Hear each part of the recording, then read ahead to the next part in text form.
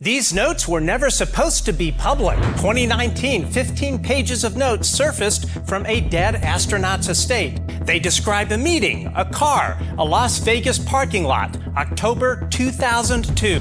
A physicist and the admiral who once ran the Defense Intelligence Agency. The admiral went hunting for a secret, a program buried inside a defense contractor. He had the rank, the clearances. They told him he wasn't on the list. When he pushed, the notes say the warning was blunt: back off or lose your rank. Today, that physicist is live, and the questions are yours. What were in those notes, and are we alone? Let's find out.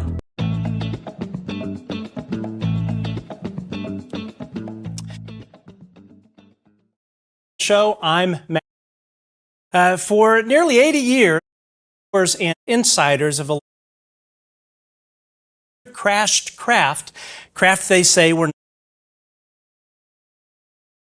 inside private defense beyond the resident. Today's guest is one of the few people alive. Dr. Eric Davis is an astrophysicist.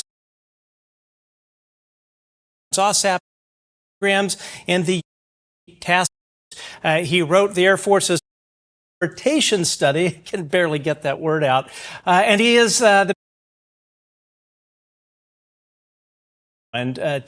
he's live, and the questions are yours towards the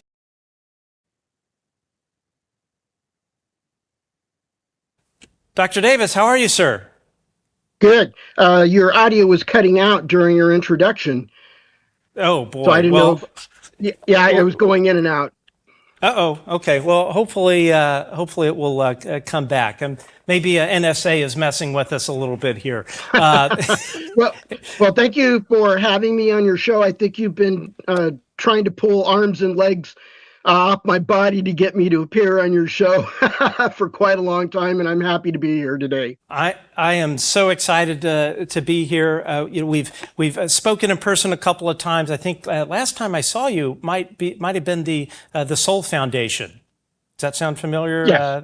Yes. I think that was 2024. Probably it. So if for some reason my audio cuts out, just ask me to repeat. I don't know why it is, but you know, I'm a one-man show. This is sort of like cable access TV on steroids. So who knows what is going to happen? So I want to jump right into it. I am a huge fan of Skinwalker or the Legend of Skinwalker Ranch, whatever the full name is of the show. And so you were part of NIDS. This was Skinwalker Ranch. Yes, there you go. Okay. So you were part of NIDS. This was billionaire Robert Bigelow's private science institute. And you were, the astrophysics research director? Am I right in that? I was the astrophysics and aerospace physics director. Okay. And, so this ranch was under Robert Bigelow before it came under Brandon Fugel. So were you ever personally on the ranch? As I understand it, you were. Is that right? For five of the 6 years I worked for NIDS, yeah.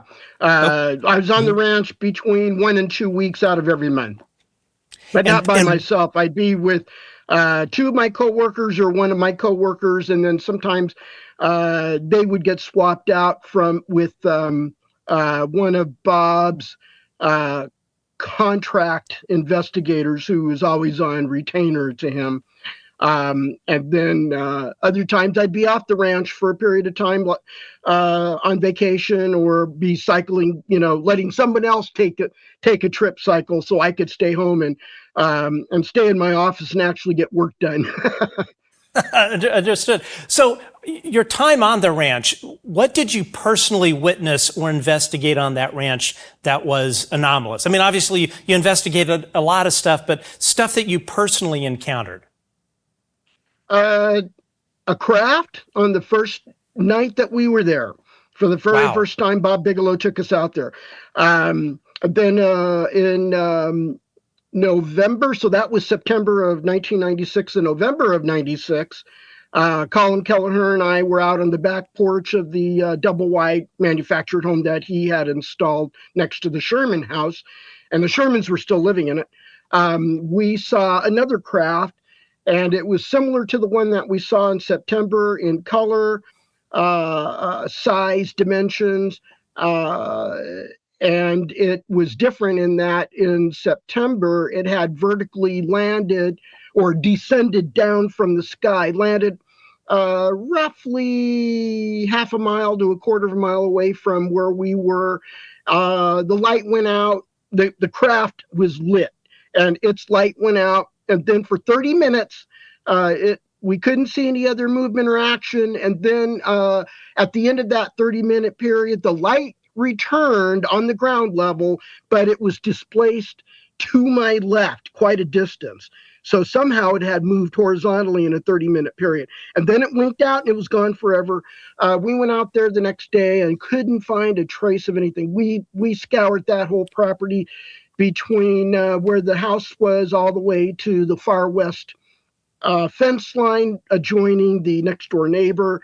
And we went from I think we were from north to south. Yeah. So we went north to south and couldn't find anything. And then the one in November was a flyover. So Colin Kelleher and I are out like at about 2:33 a.m. in the morning, and it's cold. And here comes that very same type of craft flying over the mesa, or the bluff as we called it, and it made a straight beeline right over the pasture, about the centroid of the pasture, and then it made a perfect 90-degree turn toward our direction where the house was located with respect to where it made its turn, and it kept going straight until it disappeared from view, and it would have been traveling east.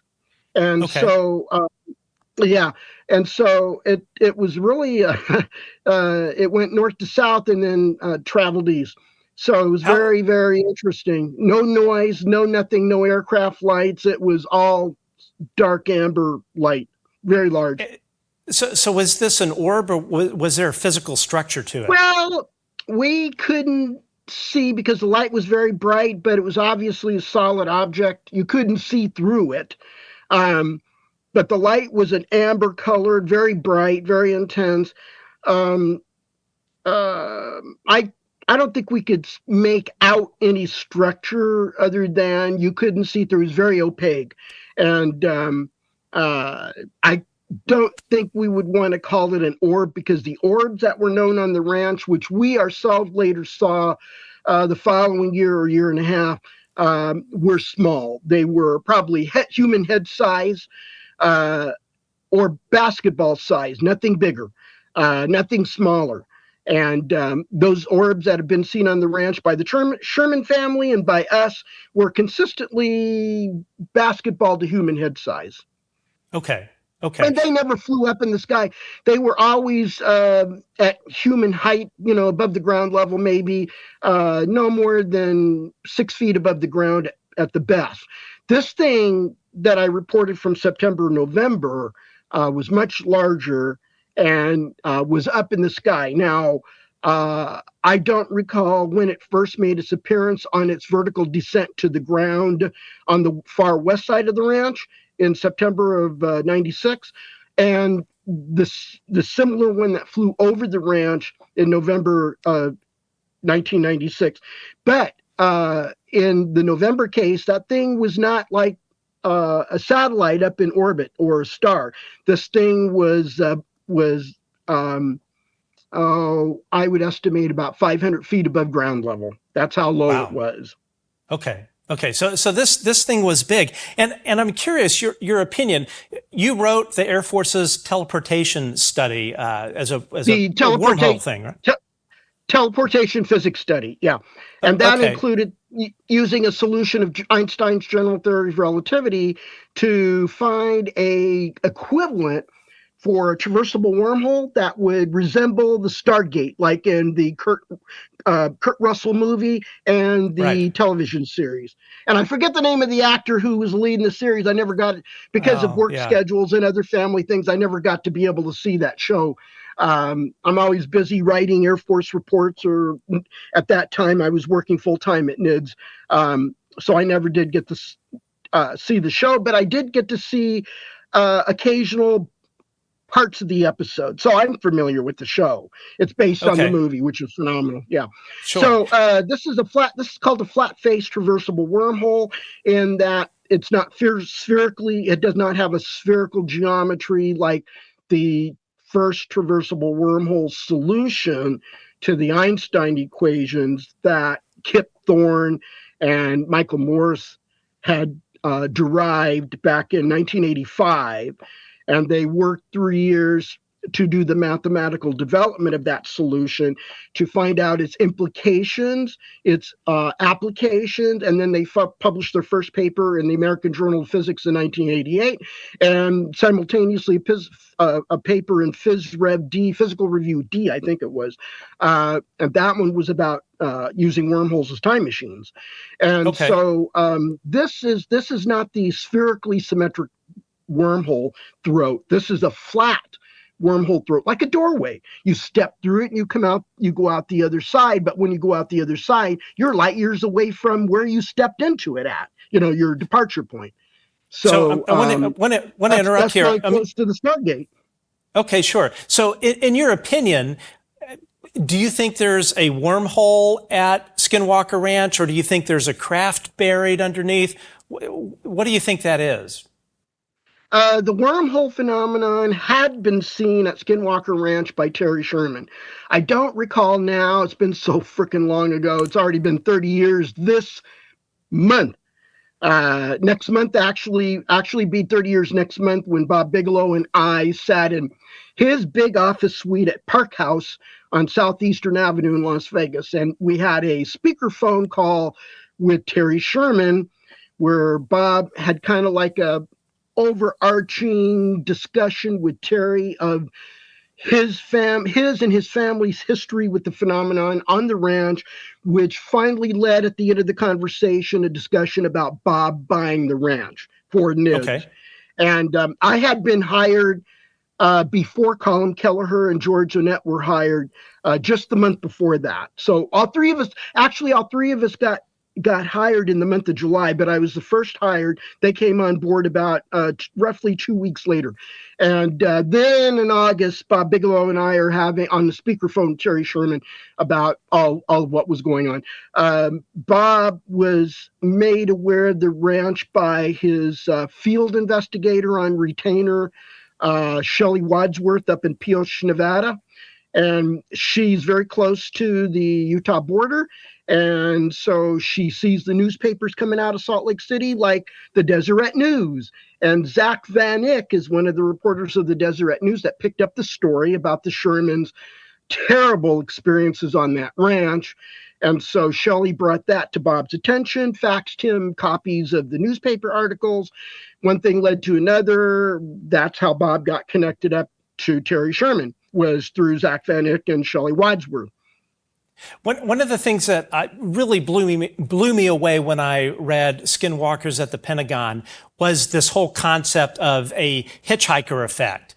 This thing where people would experience things at the ranch as part of this investigative effort, and then they would go all the way to the East Coast to their home in Virginia, and they would have bad things sort of happen. Did you ever experience anything yourself as far as the hitchhiker effect? Oh yeah. It made its appearance known in my house in Las Vegas. I lived in a small enclave of southeast Las Vegas, which was still in the county. It was not incorporated into the city of Las Vegas. So we were on East Tropicana Road in Mountain Vista, in that neighborhood there. And that phenomenon made its way into our house and created some havoc. And I've got 3 kids, and two girls in elementary school, and my son was just a little tyke, not old enough to go to school. And then my wife is at home. She did have a job but was at home when she needed to be. So anyway, yes, the phenomenon. In the golden days, we didn't call that hitchhiker phenomenon. That's traditionally called poltergeist phenomenon, as in the movie. And the movie didn't invent that name. That's a technical name that was invented by research psychologists who looked into paranormal phenomenon. Paranormal is a word that Travis Taylor hates because he said there's always a physics explanation for things. Of course. And so paranormal is a terrible label. And it's like, well, I agree with that thinking, but unfortunately, we are humans and we attach convenient metaphorical labels to things like idiot over there or Sure. paranormal for ghost or apparitions. So poltergeist was the, and that's what you experienced in your home. Yep, and then, little to my knowledge, actually unknown to me, apparently that follows Colin Kelleher home and affected his family because, and I didn't know about it because he didn't confide in any of us about it. He might have confided to Bob Bigelow, but I'm not aware that he did because even Bob Bigelow didn't report that back to me or George Annette. George Annette also didn't confide to me to say anything about whether it affected him. Now, he was married and his daughters were grown and lived in different states. His wife was still living in Sioux Falls, Iowa, I think it is. Is that right? Sioux Falls, Iowa. And she was working there and she was not living with him in the apartment. The permanent home was in Sioux Falls and he just was renting an apartment in Las Vegas while he was working for NIDS. So I don't know whether the poltergeist phenomenon or / hitchhiker phenomenon followed him home as well. He didn't say anything about it. I can't speak for John Alexander. John had only been to the ranch one time that I recall. That's not enough for the poltergeist to latch onto you. I think you need to make a repeated presence out there. Bob Bigelow did not make repeated presences or trips out there, I should say, very, very often. Early in the days after he bought the ranch, yes, he'd be out there about twice in September, twice in October, once in November. And then after that, it just dropped off. We just didn't see him at the ranch anymore. And but let me fast forward to the future. So in the future, we now have the ranch is out of NIDS is out of business, and Bigelow Aerospace has emerged as Bob's number one business next to the Budget Suites of America.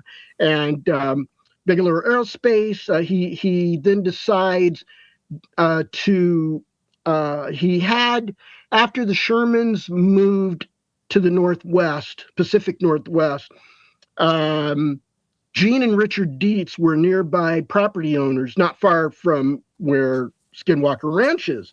And they retired. Richard worked for Chevron, I believe. He was an oil company man. And he retired. And we had encountered with them because they thought that they had ostrich farm. They raised ostriches on a farm. One of the ostriches got attacked, and they thought that was a mutilation attempt. So we got called about it, investigated. That's how we met Gene and Richard Dietz. And turned out that George Annette is a world-renowned Romanian bovine and avian disease pathologist, microbiologist, and veterinarian. He's a DVM and a PhD, and he's got tons of books and peer-reviewed journal paper published in the veterinary medicine arena. And so he took a look at the ostrich's leg and said, this is clearly a big cat attack. Big cat can mean bobcat. We never saw mountain lions around the ranch. Terry Sherman never did either, but he said they were out there. Some of them would cross that Badlands where the ranch is located in and make its way in. So they always worried about mountain lions, but normally they were the smaller size big cats. And that's what had attacked the ostrich. So the point is after Richard retired, Bob and the Shermans left, Bob needed somebody as caretakers on the ranch 24/7 to keep an eye out on things and report on any unusual phenomena. And so he recruited Richard and Jean to move into the Sherman home where they would live in retirement. And fast forward to that period, that's when Bigelow Aerospace started deploying rotating teams of security guys to work on the ranch. They were given instrumentation by Colin Kelleher. I think he trained them on how to use the equipment and trained them on how to record the data. And like us back at NIDS, they would have to write it down on paper and fax it to Bob Bigelow every night, or to call him every night.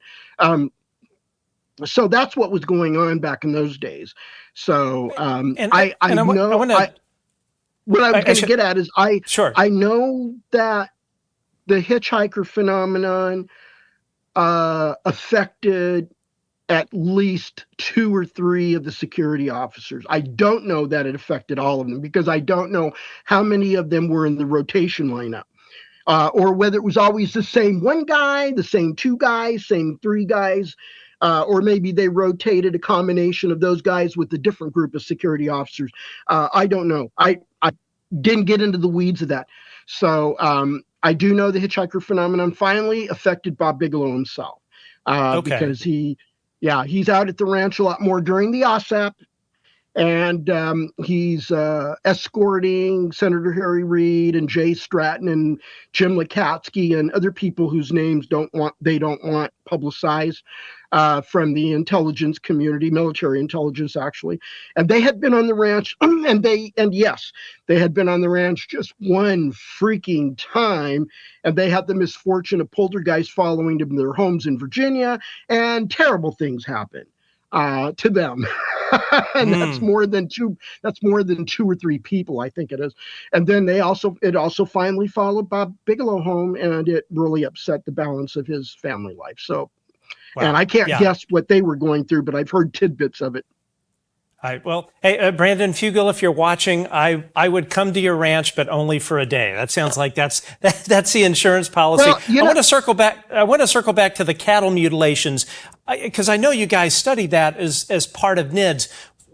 What did you determine was going on, or your personal opinion as to what is going on, if you can't talk about the official determination? Right. Well, Bigelow Aerospace was emerging then. I played a role in helping Bob Bigelow stand up that company by defining what sort of company it was going to be. Bob made it clear he wanted space hotels, so I put him into contact with the leading space hotel thinkers. And from there it went. Oh gosh, I lost the question. Senility. Repeat your question. So what is your opinion as far as what is behind the whole cattle mutilation phenomena, as far as what you guys studied there? I don't know why I forgot that. Yeah, that's okay. So I lost my job because of the rise of Bigelow Aerospace. A lot of us did. Bob Bigelow started laying off staff in 2001, and then in 2002, and that's when I lost my job with John Alexander. And the second ranch manager, I'll skip that. It's Pete Pickup, who was on the staff in Utah at the ranch, but he didn't live on the ranch.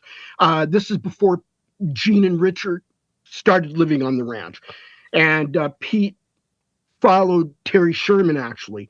So there's the Shermans, then Pete Pickup, and then the Dietzes. Okay, so in 2002, after I got permanently furloughed, along with several others, I wasn't that connected up anymore, and I don't know what was particularly going on. But Colin Kelleher, George Onett, unfortunately, had his position laid off, eliminated in January 2001, and so we had no more veterinarian.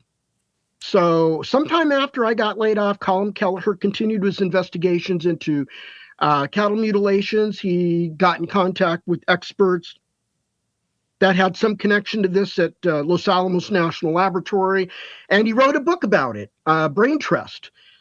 And to my surprise, because I wasn't involved in the milieu of all that, since I'm no longer on the staff, and I was at the time working as a principal investigator under contract to the Air Force Research Lab, Advanced Concepts Office at Edwards Air Force Base, but I'm still living in Vegas. I just travel to Edwards about once or twice a month to give briefings and have meetings with my program manager there. So anyway, Colin came to the conclusion from all of his research on cattle mutilations that followed George's termination and my termination, and came to the conclusion that he found a poorly designed, poor protocols, anti-livestock weapon testing operation or program that involved cattle. And this is what they did during the Cold War. This was circa like 1960, 61 thereabouts, or maybe the late 50s, but it was in the period of late 50s, early 60s, just by a spread of maybe 3 or 4 years.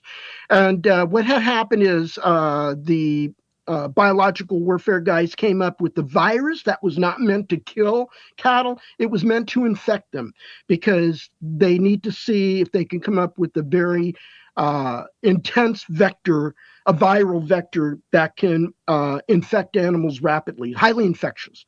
And they did not make it lethal or make the cattle sick even by mild standards. So the idea was to find out its effectiveness. Can we shoot this thing at the Soviet Union, at their cattle ranches and farm their livestock ranches, I should say, and take out their primary food source by a highly infectious, lethal livestock virus? So this was the precursor to that, done by the United States government. Probably Department of Agriculture and Fort Detrick were entwined into that one. What he found out is that the protocols were terrible. The cattle were not contained.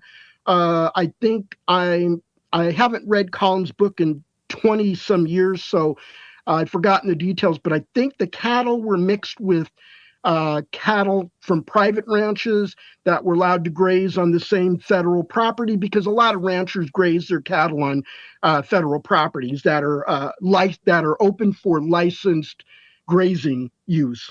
So you can pay a fee, get a license, and graze your cattle, your livestock, horses, cattle, goats, and sheep, and whatever. So the virus got transmitted from the government cattle to the private cattle, and then it made its wildfire entrance into the U.S. beef supply. And Colin's thesis is that the mutilations are a result of a need to do random, sporadic, not frequent, but sporadic, killing and sampling of selected cattle across the United States at big ranches where there are a lot of cattle, and it can be done covertly and quietly by a contractor company that has access to unmarked U.S. Army Special Forces helicopters, and they'll fly over day or night, actually, not in the middle of the night. They'll fly in day or night. Nobody's around, at least from what they could see up in the air. They'll probably have ground guys driving around, keeping an eye on people and automobile traffic. So once the coast is clear, they land, they sedate a cow or a bull, and they mutilate it. What they're doing is they're taking tissues. The soft tissues are the places that are well known in the cattle industry, especially among veterinarians like George Annett. They are the parts of the body that accumulate viral diseases and bacterial parasites the most compared to the rest of the body. And that would be the eyes, the ears, the lips, the udders, the rectum. And I think that's about it. So genitals. So those are the parts that always get mutilated. There might be some stragglers where they get something in the side where the ribs are, but that's not where the disease accumulates.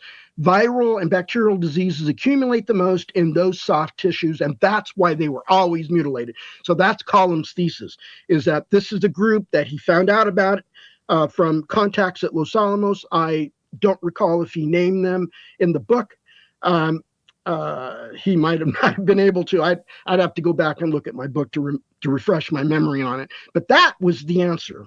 And so for all intents and we also had one more piece of evidence from retired Cascade County, Montana Sheriff's Department Captain Keith Wolverton, who investigated waves of cattle mutilations, UFO flyovers over the northern tier SAC ICBM silos in Cascade County and surrounding counties, and Bigfoot sightings, all kind of glommed on to one geographical region in Montana.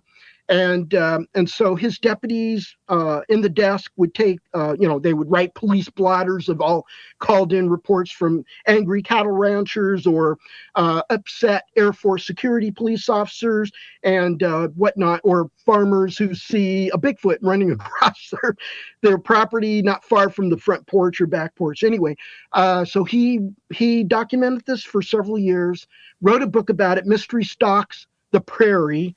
The book is long out of print, but it looks like it's available on Amazon for a hefty price.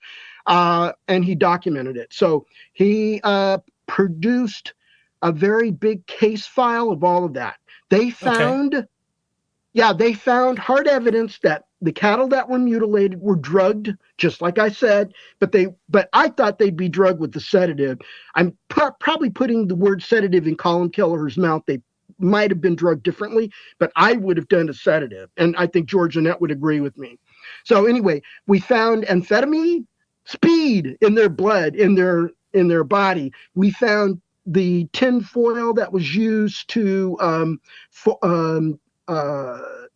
contain and carry, wrap it up, and you've got powdered speed in it, amphetamine, and that would be mixed in solution and put into a big cattle syringe. We also found where they drained the blood out. They used the equivalent of, when you get a blood draw, they use a phlebotomist. Sure. A phlebotomist use the big needle that goes into your vein near the bend of your elbow. Well, they do similar with cattle, only it's not on their legs. It's up in somewhere in their body where they draw blood from. But they have a much bigger needle. It's ugly, scary looking. So they found needles like that. They found foils that were tainted with amphetamine, and not just at one location, not just in Montana, but there were locations or ranch areas in Florida, Kentucky, Tennessee, Colorado, probably also New Mexico and so forth, where these similar things, where a blood pathology panel was run on what blood was left in the cattle, and they found drugs in its system, narcotics, the type that humans use. Wow. So it's like, what the hell are the aliens doing with speed, And so that's what the answer is. It wasn't aliens. It was covert, clandestine government contractors, probably biowarfare contractors, conducting this. And unfortunately, Linda Howe had gotten all that confused with the UFO explanation on the basis of one uncorroborated case where only one person, she might say differently, but I've read her books. I've talked to her many times in person. It always comes down to one witness that was never corroborated who saw a UFO at the site of cattle mutilation on her ranch. But where some aspects of the story don't hold, and the story changes a little bit when you talk to that witness over time. So I'm less inclined to believe that on the basis of one case versus dozens and dozens of cattle mutilation cases where law enforcement and veterinarians who did on-site necropsies and ran histologies on the animals had found human narcotics of high concentration, or high doses, I should say, in the animals, along with evidence that the narcotics were there. like in the Cascade County case. So Keith Wolverton, fast forward to the early 2000s before I'm axed at NIDS, and he arrives at NIDS and says, hey, I'd like to meet with you guys. And we already knew about him because we had talked to him on the phone. I think that would be Colin Kelleher had talked to him on the phone. Maybe even George Annette got axed in 2001, but it's possible he talked to Keith Wolverton in 2000. I just don't recall that level of minutia. So Keith showed up and he said, I have retired and I'm looking at a snowbird retirement home here in Vegas. He's still living in Montana near Billings. And when the weather gets cold there, he wants to come to Vegas for the warmer winters. And he brought with him this really big 3-ring notebook binder. And it is chock full of all of his UFO, Bigfoot, and cattle mutilation cases, including the sealed pouches that contain that big veterinary, that bovine phlebotomy needle, and the tin foil that the speed was stored and carried in. And so we have the evidence. So he said, this stuff had reached its 17-year maximum lifespan for storage according to county regulations, and they were due to be pulled out of the vault and destroyed because there's a 17-year lifespan for everything that's stored in their archival vault for the Cascade County Sheriff's Department. So he's already retired. He remembered that he had all that evidence there and all those reports, all of those extensive reports of interviews with UFO witnesses, Air Force Security Police, cattle ranchers with mutilations, and cattle ranchers and farmers who saw Bigfoot. And he's got all that in there. And so he went back and he remembered all that. He kept in contact with the people in the Sheriff's Department administrative office. And I think they were communicating routinely. And that I think he got word that, hey, your stuff is going to be destroyed pretty soon because it's coming up on 17 years since you entered all that into the records or into storage. And so he went and he got permission from the Sheriff's Department to remove that big 3-ring notebook binder containing all of his case files and to keep them because they're going to be destroyed. And as far as they're concerned, there's no problem with just giving it away to a former captain of the department.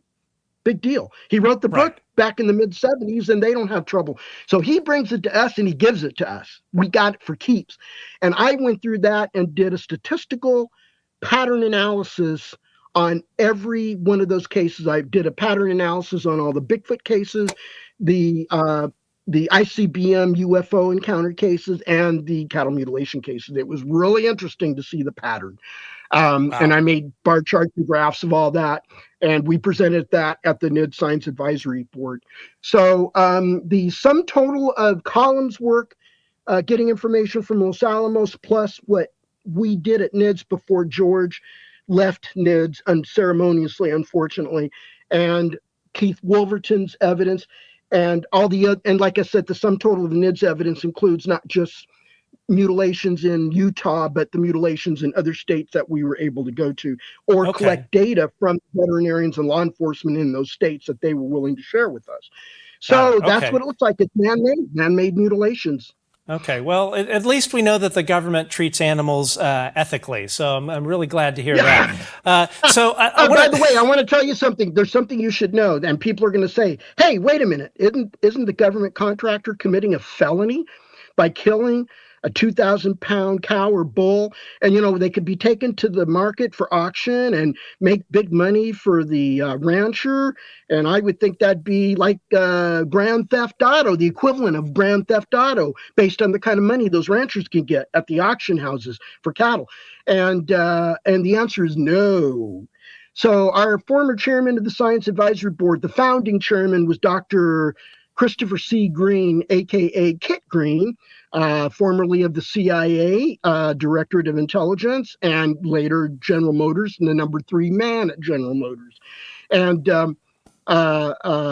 so he, I kind of lost my point, and I'm sorry. Well,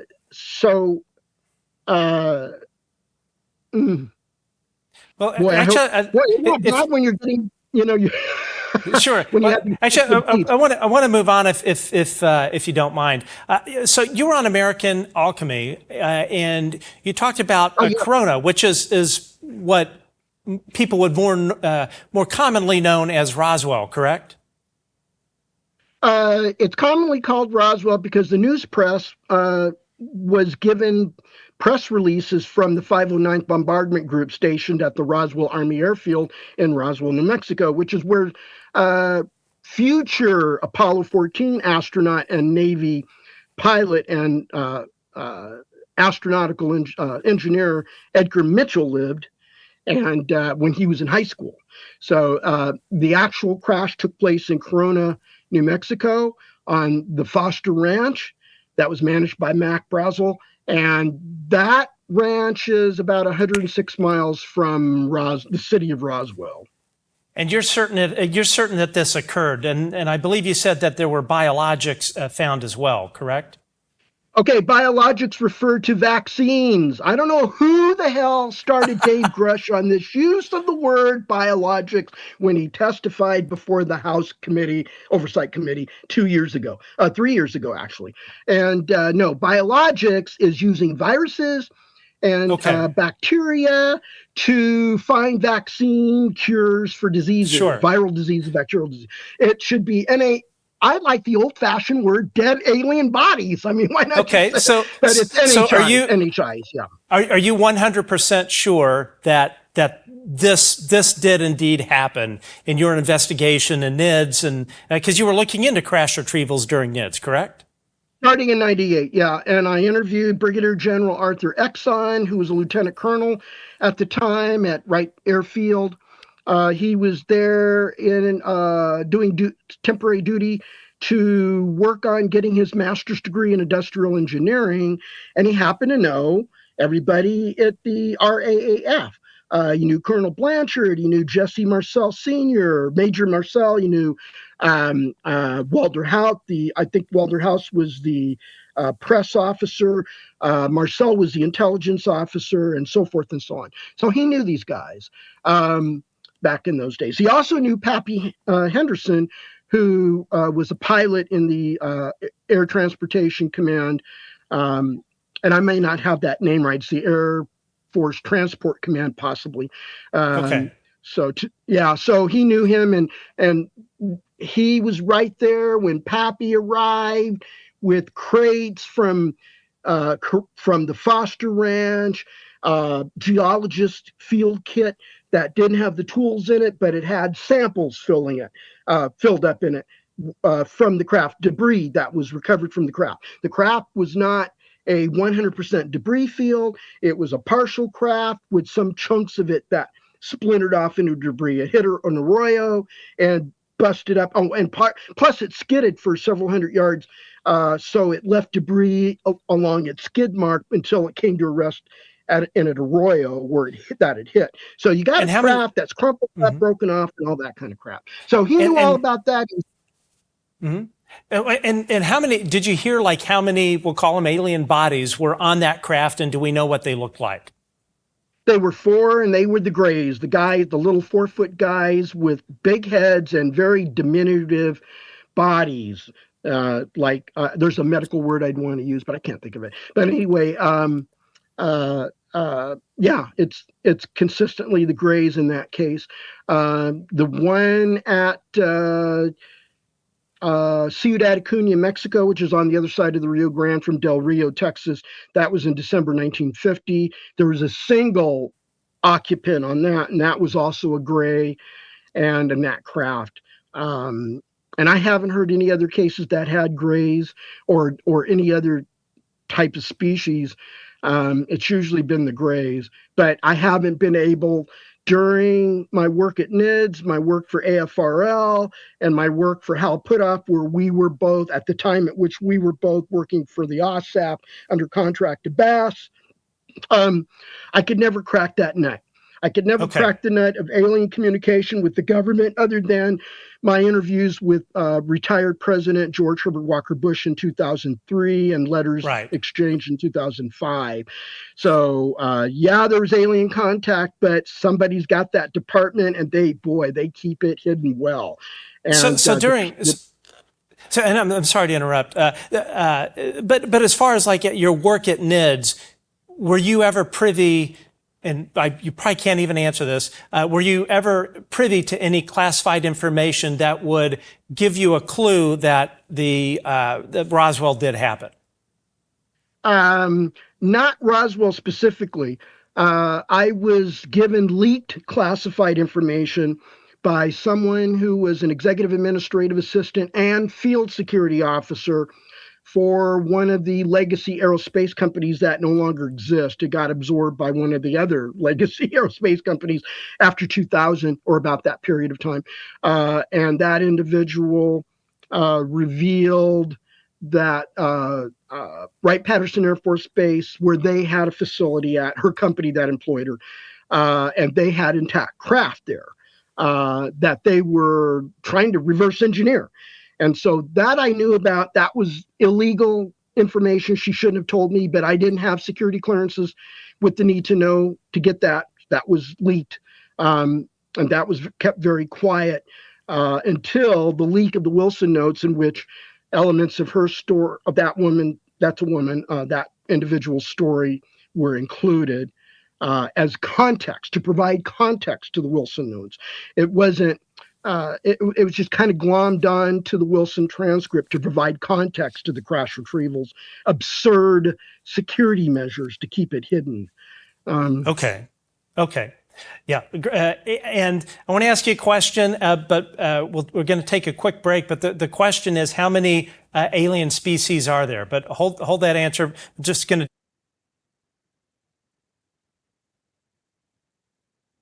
You're watching the show and you're not subscribed to our channel, please hit the subscribe button. We found out that YouTube is literally not recommending our show to anybody on YouTube.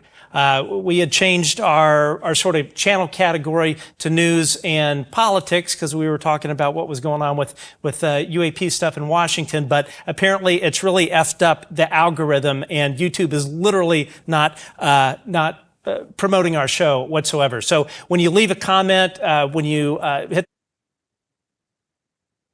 it sends signals to YouTube, and hopefully will help turn this thing around.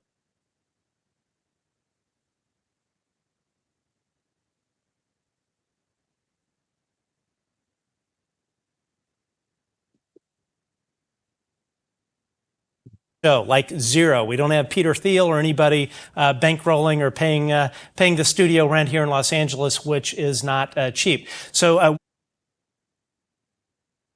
and if you want to help pay the bills and help us be able to bring you great shows and guests like today, you can find us on Patreon at www.patreon.com/The Good Trouble Show.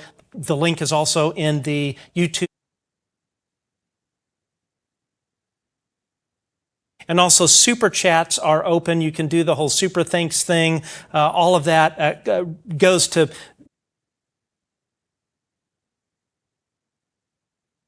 all that kind of stuff. So, all right, let's get back to Dr. Davis. Now, your Zodiac stuff to TRW, and I understand that TRW was bought out by Northrop Grumman. So is Northrop Grumman the primary stakeholder of the UAP crash retrieval program, as far as you know? Nope. There's no word on that. Chris Mellon has a friend at Northrop Grumman who was on the merger and acquisition team that was actively engaged in buying TRW.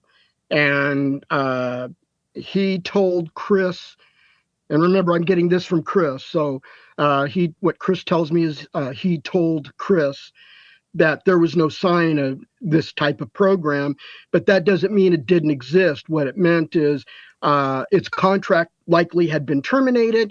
The records that they had been pouring through during this acquisition period, you know, the Oh, it's the process you do when you're buying a business and buying a home. But anyway, so due diligence. So it's the due diligence by going through TRW's papers, accounting books and all that showed that there was no revenue being generated by any kind of program of this nature. And when that happens, when they don't see any kind of program like that and there's nothing being generated, it's not in the books, and that means it's dead. It had terminated and moved on. So for all intents and purposes, when Northrop Grumman bought TRW, it did not inherit what was going on at Wright Air Force Base circa from the beginning of TRW until sometime before it got bought by Northrop Grumman, which was roughly 2002 period. Okay, I want to talk about AAWSAP, and I think most of our viewers here know what AAWSAP is. So I don't want to get into a sort of heavy explanation of it. But in your opinion, was AAWSAP ever positioned to out or gain access to older legacy crash retrieval information? Okay, you'll have to ask the question again. The first part of your question, you have a sound problem going again. Oh, so sorry. It's probably Ronald Moultrie jamming my microphone here. Was AAWSAP, in your opinion, ever positioned to locate, flush out, or gain access to older legacy crash retrieval information? No, because we did not have an SAP clearance, and specifically, what we found out is that the clearance is waived, unacknowledged special access program, which is the higher category of SAP, and it goes beyond the classification that we had. The AAWSAP itself was cleared at TS SCI level, sensitive compartmentalized information level. TS means top secret for those of you who don't know that. So that was it. So Hal Putoff and I were deputized by Jim Lukatsky at the DIA Defense Warning Office 3, and we both got letters that were introductory letters we could give to people in the government or in the industry that identified us, said that we were official representatives of the DIA, and that our identification cards would show our security clearances. And that identification card was our courier card. That's the card that's issued to people that legally are allowed to courier classified information from one place to another place safely and securely. So we had courier cards, and our courier cards were valid worldwide. We had worldwide access. So no, we did. I'm not going to get into a long story because it was only incidental to this question. We did find out from our affiliation with one of the companies in California that the senior vice president of that company had been a young engineer who got hired in 1970 right out of graduate school with his doctorate in material science. And a friend of his was also hired right out of graduate school at the same time with a PhD in mathematics. They both got hired by the program manager for the crash retrieval program at that company. And they worked together with the team of 3 or 4 others. The leader of that group that did the hiring, he was the third one. So I think there were still 3 other guys or 2 other guys. And so they were under contract to the Central Intelligence Agency to do crash retrievals. They'd actually, if there was anything landing in the desert of Nevada or California, they'd literally go out themselves and retrieve stuff. But 99% of it was just space junk, and the other 1% of it was, as I was told by that senior VP, very interesting. And and it goes into the and he elaborated to Hal Putoff and I further what that 1% very interesting stuff that they recovered falls into the category of UAP craft. But there was other UAP craft components that were sent to them by the CIA. So they got stuff from the government customer, the CIA, and wasn't all. And they were not a bona fide recovery team. It's just because of the convenience of their location in California and the location of where the CIA told them to go hunt for the stuff. Okay, and I want to kind of dig a little bit deeper into that. So your tasking was to hunt down a letter on DIA stationery. Harry Reid tried to get you the, and by your own account, Jim knew about the program when he sent you hunting. You were being fed the wrong information by Lakatsky? And do you think Lakatsky had actually been read into the program? Okay, so Lakatsky's published books, and then he's made public statements in a YouTube interview video with Jeremy Corbell and George Knapp. Okay, so I didn't have a lot of contact with Lakatsky, but briefly every now and then. It wasn't routine because I'm one of the I am one of the two science advisors. Hal was the chief science advisor because he owned EarthTech International Incorporated, and he was the president, CEO, and he was also the director of the Institute for Advanced Studies at Austin, which is the think tank for EarthTech. It's EarthTech's think tank. So they had the company, had a subcontract for the AAWSAP through Bigelow Aerospace, Advanced Space Studies. Okay, so based on my work at NIDS and based on what Hal Puthoff and I found out through our other interaction, non-UFO related work on advanced R&D with the senior vice president, who was also the director of this company's Advanced Technology Center. Well, he is sponsoring a research study on vacuum energy that we had a multi-organizational collaboration. So it was EarthTech, Cal State Long Beach, it was Mission Research, and the guy there later moved to a different company, and then Lockheed Martin Space Systems. And so that was the group of us. And so it was only by happenstance through that affiliation, that project, that we were trying to get DARPA funding for, collectively as a group of scientists. We find out about the senior VP who sponsored that project internally, having something to do with the legacy crash-retrieval program in his company, not overall, just in his company. Right. I want to ask, did insiders, people that worked on the program or had hang on, let me answer the rest of your question. So, sure. Okay, please. Lakatsky has come out and provided two pieces of information that none of us heard before. And I understood from Colin Kelleher that he and Bigelow, well, I don't know that he's speaking for Bigelow, but it's possible that the same is true for Bigelow. But I know Colin said he never heard those tidbit revelations from Lakatsky during the AAWSAP or even within the few years after the AAWSAP. And Hal Puthoff and I certainly didn't hear that information before.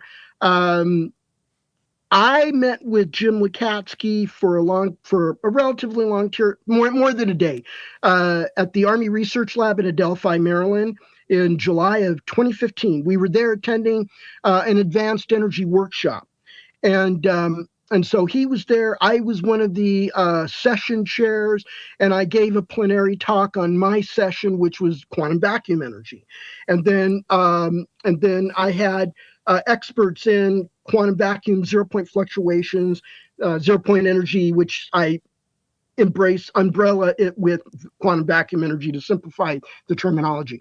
And so Jim is there. He's in the audience. He's not presenting. He's just in the audience. He pulled me aside. Let's see, this was like a 2-day event, as I recall. So he pulled me aside one day, and might have been a 3-day event. It was a 3-day event. So he pulled me aside during one of those days. We had a long break, and we walked to the far end of the building. This workshop's taking place in a big meeting room upstairs. So we're on the second floor. There's a long hallway with windows on one side of it, and then a wall on the other side with doors, big lab doors and office doors. There's no markings on them. So we're walking down the other end to get away from people. We're near the restrooms, and nobody's going in and out of the restrooms.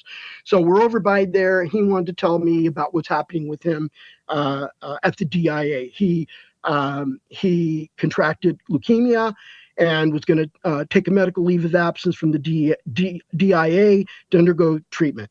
And he didn't know exactly how long he'd be gone, but if he could successfully beat it and get it into remission, he'd go back to the DIA, go back to work again, and stay until he was ready to retire. So that was the last time I saw Jim. And even then, Jim did not bring up the fact that he had gone into a UAP whose program engineers managed to figure out how to open it up. And then the other fact that he gave to Corbell and Knapp, that if I remember, I sent that information to you. It was about triangular shaped craft. I'm going to have to refer to my notes here so I can remember the exact wording. Hang on. I think I need to expand that message a bit. Okay. Oh, yes. So the military was seeing triangles.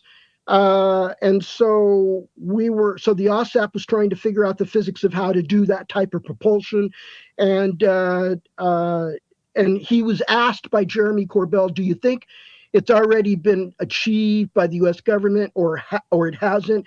And that's why AAWSAP had a lot of value. And Jim Lukatsky replied, it hasn't been achieved to its full extent. Interesting. So to what extent did they achieve it? 25%, 50%, 75%? I don't know, because he never told us. So Hal Puthoff and I have talked about these things, and we're looking at each other like, huh? So no, this isn't disinformation. This is the DOPSR telling Jim what he can say publicly in his books versus what he can't say in his books. And they cleared him to say what he said. Sure. And obviously they cleared him to say what he said to Corbell and Knapp. I haven't read his second and third books yet, so I don't know if that thing about the triangles is even in there. I haven't gone all the way through the first book yet either. So, do you think it's there you go. So it's real. Lukatsky would have the eligibility for access, which guys like, remember the video interview involving Sammy Gerb, Hal Puthoff, Avi Loeb, and Congressman Eric Burleson on, what was that, June 20? I think so. 28th. Mm-hmm. Yeah, something like that. So it was right after. It was right. Was it? I think it was either before. It was either one day before. I think it was the night before the disclosure form, if not the night out. No, sure. They had a banquet the night out. So anyway, this is the thing. It's just that I was trained and educated. More trained and given training. It's routine when you're employed as a contractor to support a NASA contract, like I was at the Aerospace Corporation. So my government customer is NASA. I'm on the NASA site interacting with those in a program that I am supporting under the contract. Okay, and then I'm an employee of the company. So the company has TSSCI projects, and they probably have SAP projects too. Okay, so we get routine security training frequently, like about 2 or 3 times a year, different, not all the same thing repeated, it's different elements of it, and we get it every year. So that's at the Aerospace Corporation level, and then we have that at the NASA level. If you've got NASA equities, like you have a NASA contractor badge that gives you access to all the facilities at the Marshall Space Flight Center, which sits in the Redstone Arsenal. It gets me access to the Redstone Arsenal to get in and get to the NASA campus. Okay. And then also it's got an RFID chip that I put in the side of my NASA issued laptop so I can access the laptop. Okay. So in return for that, I have to take all the equivalent NASA version of all the same training I'd had at Aerospace. So I am learning everything and anything. And I've taken special access program security officer training. I've taken counterintelligence training through another venue. And this is all hosted by the Defense Counterintelligence Security Agency for contractors and government employees that have security clearances. So I can tell you that that I understand the DOPSR. I don't remember what the full acronym is, but D is defense. So it's a defense office for what? SPR. Pre-publication review. There you go. So I can tell you I know what the criteria is to delineate between that which is super sensitive and should not be revealed in a book, magazine, newspaper, or a podcast interview, or even whispering to your grandmother before she dies.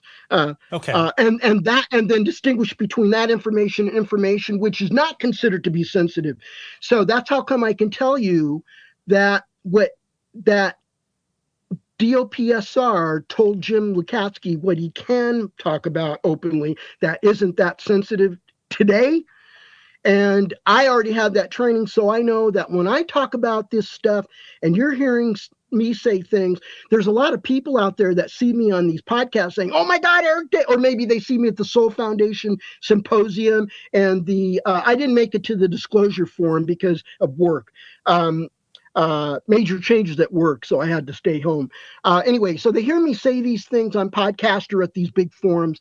Oh my God, he's revealing classified information. Why isn't he getting arrested and charged and going to prison and all that stuff? And it's because I've been trained on the process. I know what the criteria and the guardrails are, so I know what I can say. I can say to you guys that there are a minimum of 4 different alien species, and they are known from the public domain and in the classified world. The credibility of that ranges on the spectrum from no credibility to high credibility. The high credibility is the classified part. And in the high credibility, not on the far end of it, but there are credible witnesses who have been corroborated by multiple other witnesses or had other means of corroborating their account of an encounter with one of these 4 species. So there's some high credibility for witness accounts, and there's medium, low, and none. Sure. And there's a minimum of 4. And if you look at Bob Emenegger's book, UFOs Past, Present, and Future, published in 1974, he's got a beautiful center section. It's black and white, and it shows you a taxonomy of the known UFOs that the U.S. government had documentation for or classified information on. It wasn't just all Project Blue Book. It incorporated Project Blue Book, of course, those craft, but it's a taxonomy of all these different craft. Well, next to that is the taxonomy of all the different type of aliens that have been investigated in the reports that Blue Book took and investigated, as well as classified stuff that was released. So this stuff was released. The MacArthur Foundation and the Department of Defense were the sponsors of Bob Emenegger's 2 documentary television shows. UFOs, It Has Begun, and then it got retitled. It might have been UFOs, It Has Past, Present, and Future, but I know that it got retitled to the other one, UFOs, It Has Begun. I might have them backwards. But anyway, Gotcha. first one came out in 74, second one came out in 76. The second one, the difference is Jacques Vallée was added as one of the co-hosts, and he specifically did the segment of the show on cattle mutilations, and that's why he was added to the show. And but that was in 76. So anyway, the companion book came out in 74 to come out with the first documentary, and those are sponsored by the DOD and the MacArthur Foundation. So this is serious stuff. So there you go. Okay, and I want to circle back to Lukatsky. Do you think it was possible that he was legacy program all along? No, he wouldn't be in the legacy program. I know his job duties. He's a ballistic missile engineer, so he wouldn't be a fit for the legacy program. It doesn't mean they wouldn't consult him on a technological basis, because he has a doctorate of engineering. I have a doctorate in philosophy. I have a doctorate of philosophy. There are no doctorates of physics. It's always a PhD. Okay. But he has a doctorate of engineering based on the school he went to earn that doctorate. They had that particular title. So he's a doctor of engineering. It could have been here and there.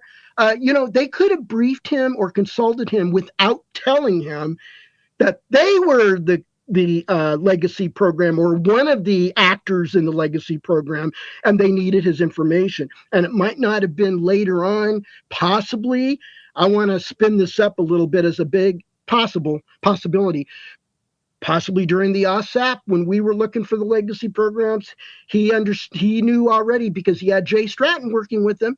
It's not Jim that stood up the AAWSAP, it's Jim Lukatsky and Jay Stratton. They both stood up the AAWSAP.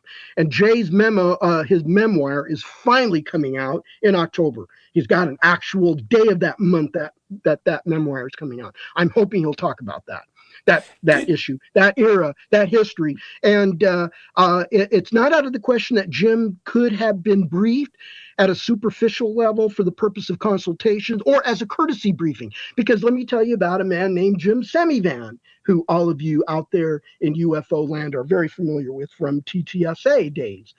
Jim Semivan also received a complimentary or courtesy, forget that. I'll say situational awareness briefing on the crash retrieval programs. But that's at a superficial top level. That's at the top level. He was invited to get the more detailed technical information level briefings that would come after another time, another location. But he turned that invitation down because he found the top level situational awareness briefing to be pretty boring. He kind of recognized what it was about. And I think after the fact, he really recognized what they were talking about after talking to some people about it. But he did recognize what it was about. I'd say he was kind of, it's like, what? What are they talking about? So anyway, they invited him to get the full Monty. And he did not want to do the full Monty because here's why. He works in the clandestine directorate, the Directorate of Operations. It might be formally known as the National Clandestine Service. I don't know if they still use that name or not. But anyway, that's what his job was. So he's not a technical guy, not at that level. He would be of no use to them for them to give him that briefing because he wouldn't be able to give him technical feedback on it and say, oh, I got an idea. You missed something. What about that? No, that's not Jim. Jim's a spy. Sure. So you don't think it's possible that AAWSAP was spun up as kind of a side quest spun up as a side quest by somebody in the legacy program to see if another program could find the legacy program? I don't know. And that's a good question. I really don't know. But if they did do that, that was not known to Harry Reid. Sure. I don't know that Jay Stratton and Jim Lukatsky could even volunteer that information. But it's a possibility. I cracked TRW and I cracked the other company. I know Sammy Gerb revealed the name of the company and even mentioned the senior VP's name. I know I've actually slipped out those names at the Soul Foundation Forum in San Francisco in November 2004 when Sammy and Jacket and two other guys were interviewing me during lunch. And I got flack for that because this was a lunch interview. And they served lunch and drinks to all of us because we were in the middle of a very short window lunch period between technical sessions. And I didn't want to miss the next session that Admiral Gallaudet was leading. And I really didn't want to miss it. I ended up missing about half of it in the end because of that interview. So I'm chucking food down, spitting food off of the place. I want to go back to, you were talking about DOPSR and DOPSR essentially giving people that have worked in classified programs the go-ahead or no-go to talk about a specific thing. You obviously were around a lot of people that had greater access to things that maybe you weren't able to get into those compartments. Did any of those insiders ever want you to publicly validate what they couldn't say on the record, what they couldn't say, et cetera? We had a plan just to answer that question. Hal put up, myself, Bob Bigelow, Colin Kelleher, we came up with a plan with that senior VP in that California big aerospace company, one of them. And I'm not going to name him, but you guys know who I'm talking about. Okay. So the plan was this. Their stovepiping, that's the euphemism for compartmentalization under a waived and acknowledged special access program security regime, is so onerous that they've only got roughly 5 people working on the program at any one time. Now, the program was actually shut down in May of 1989 for all the companies involved, not for their company. It was all of the companies involved with the contract to the CIA. CIA shut it down due to the lack of progress. I mean, these guys had contracts running since probably 1960, is what I found out. So I'll take back the word probably. I know it was 1960 at the beginning because TRW was founded and the Aerospace Corporation was spun out of TRW. And they were both born in 1960. So that's the earliest that they could have been involved, okay, in all this. And the same with the other company, and I'll name it, I'll say it, Lockheed Aircraft Company. Okay, so there's also Hughes Aircraft Company and the Aerospace Corporation. So anyway, this goes back to the 60s, documentation in the 60s I found at the Douglas Aircraft Company, which named them. Okay, so the senior VP at this company thought that our program was unique and it was a great vehicle for his company to take their holdings being some of the crash retrieval materials that they retained, which the CIA never got back when they canceled the program in 89. This company retained some of the stuff they were supposed to return 100% of it. It's like you got a box of Christmas tree ornaments under contract with us. We're the owner. We're the CIA. We own the Christmas tree, the box of ornaments. You guys were given the box of ornaments to analyze. And you didn't do good. You didn't do well. You couldn't figure it out. The ornaments are too advanced. So we're taking it back. We're canceling the contract. And when we cancel that contract, you got to return the whole box filled with the ornaments that were in that box. Well, that company didn't return probably about maybe about 20% of the ornaments. Okay. so that's a lot. 80% That's a lot of for the ornaments. tree.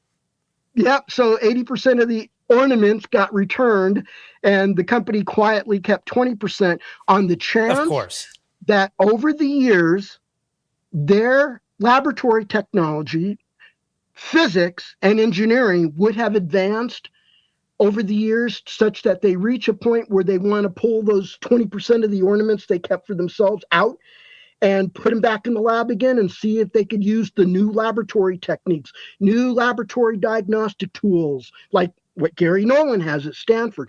Any of the new applied physics theories that come from theoretical physics, and any of the new engineering principles that come out of advanced engineering developments. And so they were doing it for that reason. They were trying to see if they could get a commercial and military advantage over our foreign adversaries on the military advantage side, and commercially competitive adversaries in the U.S. capital industry, the capitalist industry system, the free enterprise system. They've got competitors in the aerospace, defense, intelligence industry, and maybe some of this material, they might figure it out 10 years, 20 years in the future, and they got, oh, wow, we can invent a new technology that'll bring us even more revenue than the F-35 did. That's their mentality. But when we came to them and said, hey, we've been working with you on vacuum energy stuff, and let's start the exchange of information about our work on AAWSAP, what we're doing, what our mission goals are, and they reached a consensus that what they could do is take the 20% of the Christmas tree ornaments that they kept and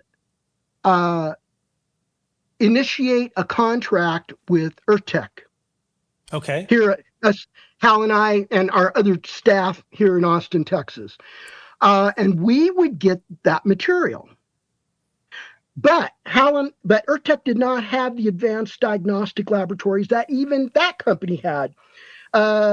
We have access to diagnostic tools in Austin that work for the chip fabrication companies. Like Samsung is here, and Advanced Micro Devices was here, and so forth. Okay, so the idea was to give it to EarthTech, and then we turn it around, we go back to that company, and we say, "Hey, company XYZ, we got these weird Christmas tree ornaments, and we can't figure these out. We don't have the tools, but we got the money from our government contract to pay you under a contract to have the best of your best laboratory people and theory people to do laboratory studies on these Christmas ornaments. And we'll sweeten the deal. Any new discoveries your team or teams make, you could publish in the peer-reviewed technical journals." Wow. And that would be a way of outing those materials into the public domain by going through science only, not going to the newspapers, not saying, "we got alien technology." You're going to have guys like Michael Shermer shitting on all of us. He's going to be giving us trouble and, using ad hominem attacks against us. Yeah, that's how he rolls. He's a long distance, long duration bicyclist guy. So highly he can qualified. go the distance, believe me. Yeah. So no, we wanted to go to science, which is Avi Loeb's push right now with capturing UFO data or UAP data with instrumentation, advanced scientific instrumentation. Measurements and signals intelligence is what guys like me call it. So that was the idea. Get this material into science when you make a discovery. If you make a discovery like this metal or this ceramic or this plastic is really unusual, it's nothing like what we have anywhere on Earth. Nobody on Earth is even remotely close to making these or even theoretically discussing these in the technical peer-reviewed literature in their respective scientific disciplines. Nobody's close. This is really exotic. So this is how they would get it into the science, into the scientific community. And that's what we said. We said you could take it out of the classification stovepipe, get it out of the waived unacknowledged special access program, get it out of there, give it to EarthTech under a contract. EarthTech turns around and gives it back to you under contract, and you no longer have it under waived unacknowledged special access program because we don't have that level of clearance. You've released it to us under TSSCI. We're going to give it back to you under maybe secret level or for official use only level. Maybe even not in any collateral security level. We give it back to you, you study it, you make the discoveries of what it is, what it's about, and maybe you come up with applications. You might think of genius applications for it. You publish that in a bunch of peer-reviewed technical journals in your research literature, your laboratory, in this literature of material science, engineering, and physics, and so forth, semiconductors and things like that. And then we get that information out. Then, when you go do your due diligence, which is on your job, it's best to communicate your scientific discoveries, even if it's in the private industry, even if that discovery is made in the private industry. If it's not, at that point, this is not a classified contract. We probably want to downgrade that heavily. I don't know that we would want to do it at TS level, S level, maybe official use only, or maybe at proprietary. I think, know what, now that I think about it, something like that would be done at the corporate proprietary level between two companies. So I think that's how that would actually happen. So we would do it at the proprietary information level. So then their scientists are going to want to go to the professional science conferences in their disciplines.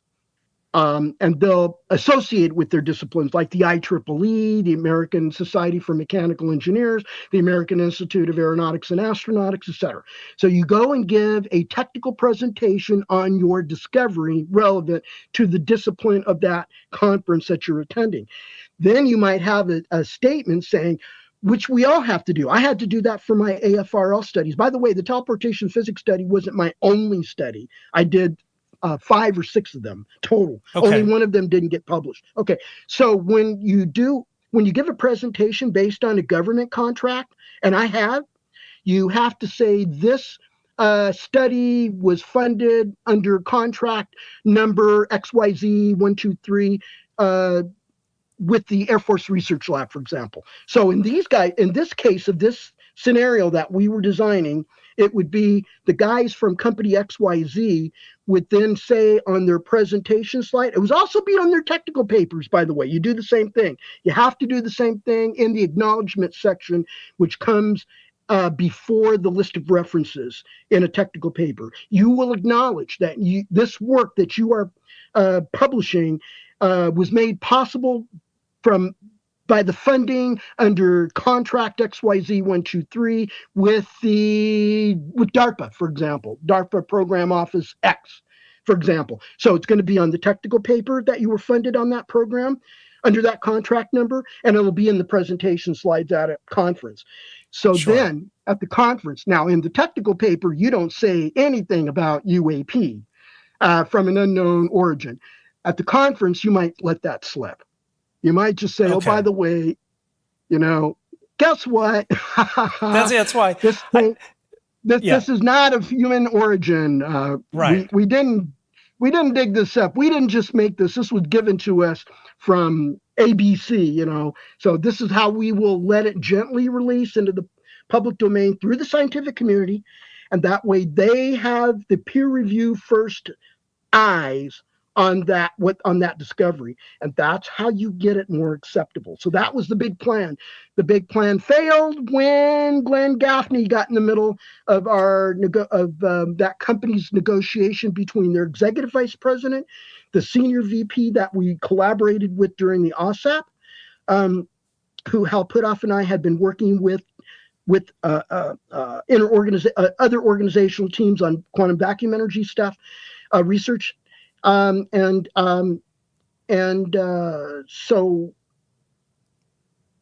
I think I lost my train of thought again. God, that's I hate okay. that when I talk and I think. Oh no, I do the same thing. Well, I have to say, I mean, I know like CIA is supposed to open up doors. It's a pretty big thing if you've worked there. Yeah, there you go. And I was going to just say the EVP and the senior VP of that company went to Glenn Gaffney to get his permission to transmit or transfer and transport the 20% of the Christmas ornament to EarthTech, because they didn't own it. They had to get Glenn Gaffney's permission because he was the portfolio owner of all that.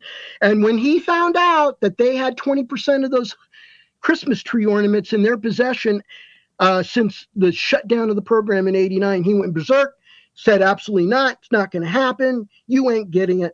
Then Harry Reid went to Secretary of Defense Leon Panetta, I believe it was at the time, and asked him to intercede. Panetta refused to intercede and get in the middle of that. So that was it. That killed our plan, our brilliant genius plan.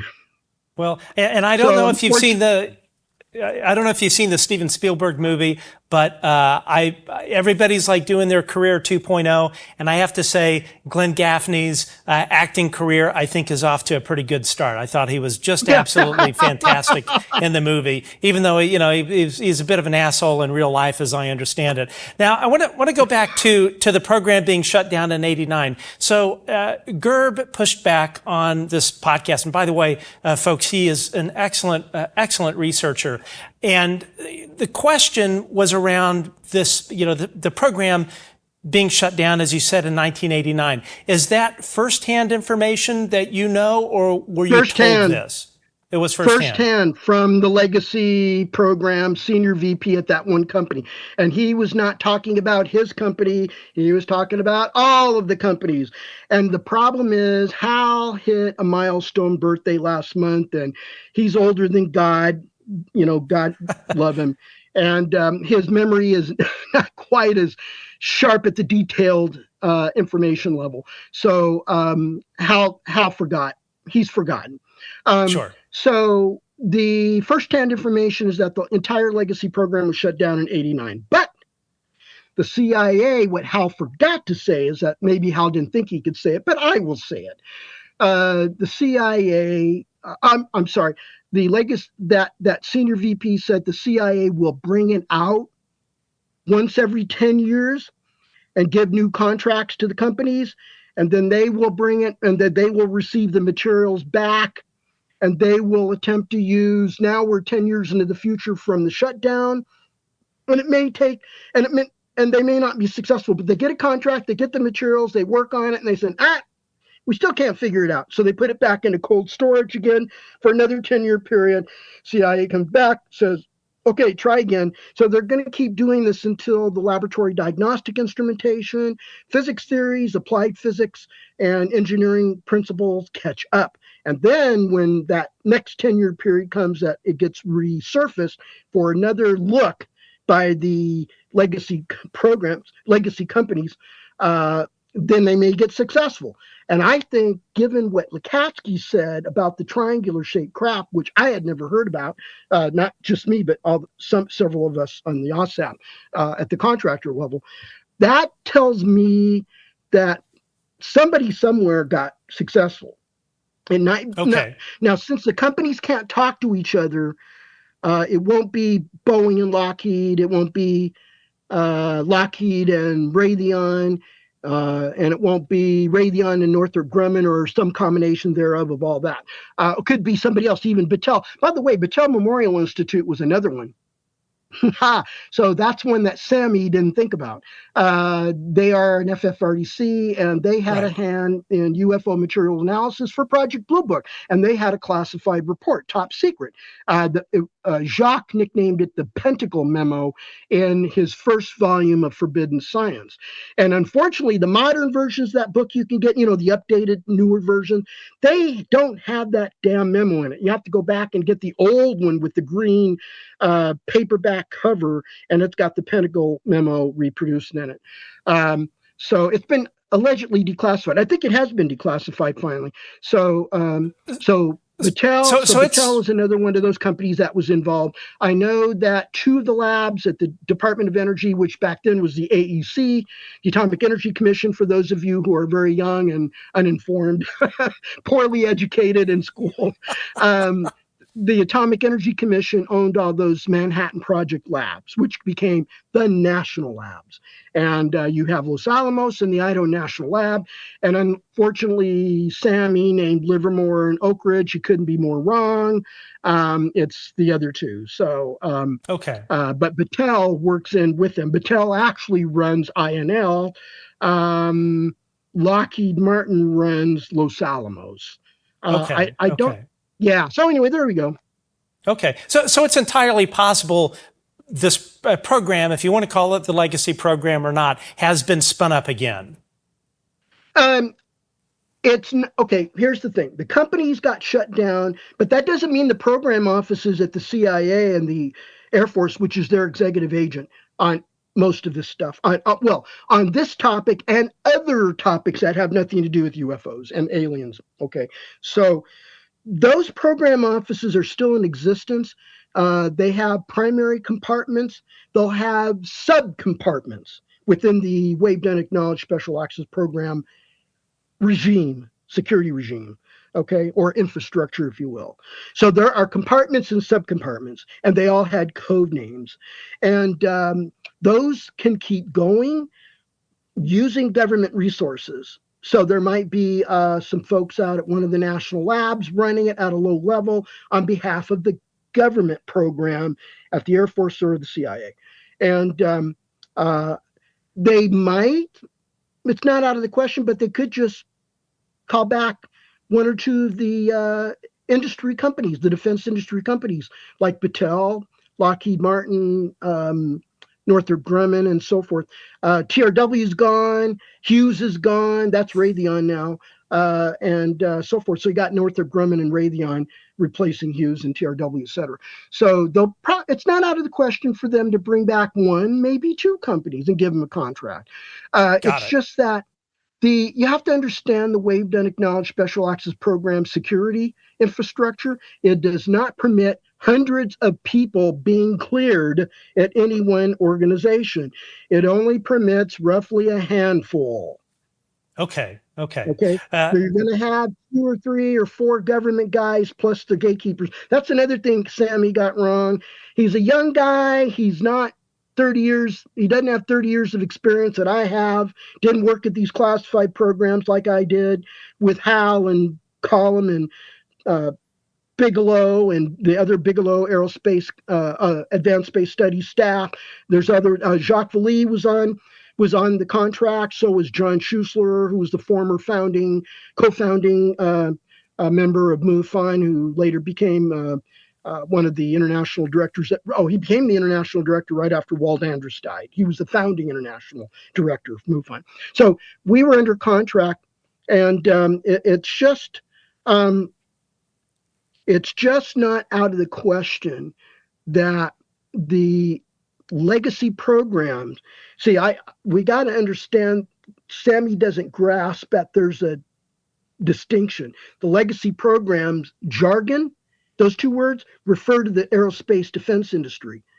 Okay, it doesn't refer to the government offices, because government program offices in intelligence and in the military or / Department of Defense, Department of War, they get reorganized. They constantly get reorganized. You've got guys cycling in, cycling out. Your military personnel, the military leadership of these program offices, cycle in on either 2 to 4 year basis. Your lower ranking officers cycle in roughly on a 2 year basis, very rarely 4 years. Some of them do, but not all of them. But it's the top level guys who are usually your generals and admirals. Okay. But they have working with them. So you got the organizational tree. So there's the top box is the military commander, and coming out, shooting out from his box is the civilian commander, the GS-15 guy. Usually at the general level, you're going to have a SCS level guys, senior executive service. In the intelligence community, it's an SIS for senior intelligence service.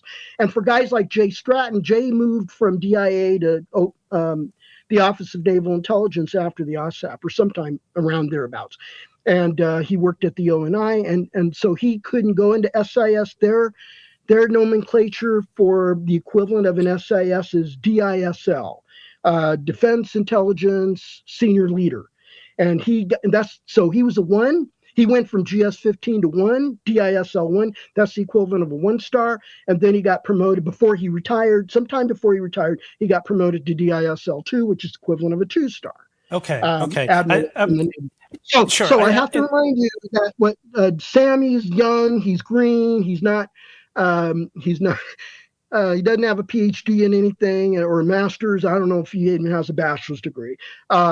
The point is, he doesn't know these distinctions. And the distinction is program offices in the government, they constantly change. If you have a defense operation, they're going to have a general or an admiral in charge. That general and admiral is usually cycled in and cycled out every 2 to 4 years, that general or admiral leader. Okay. And then the local guys cycle probably every couple of years and they move on.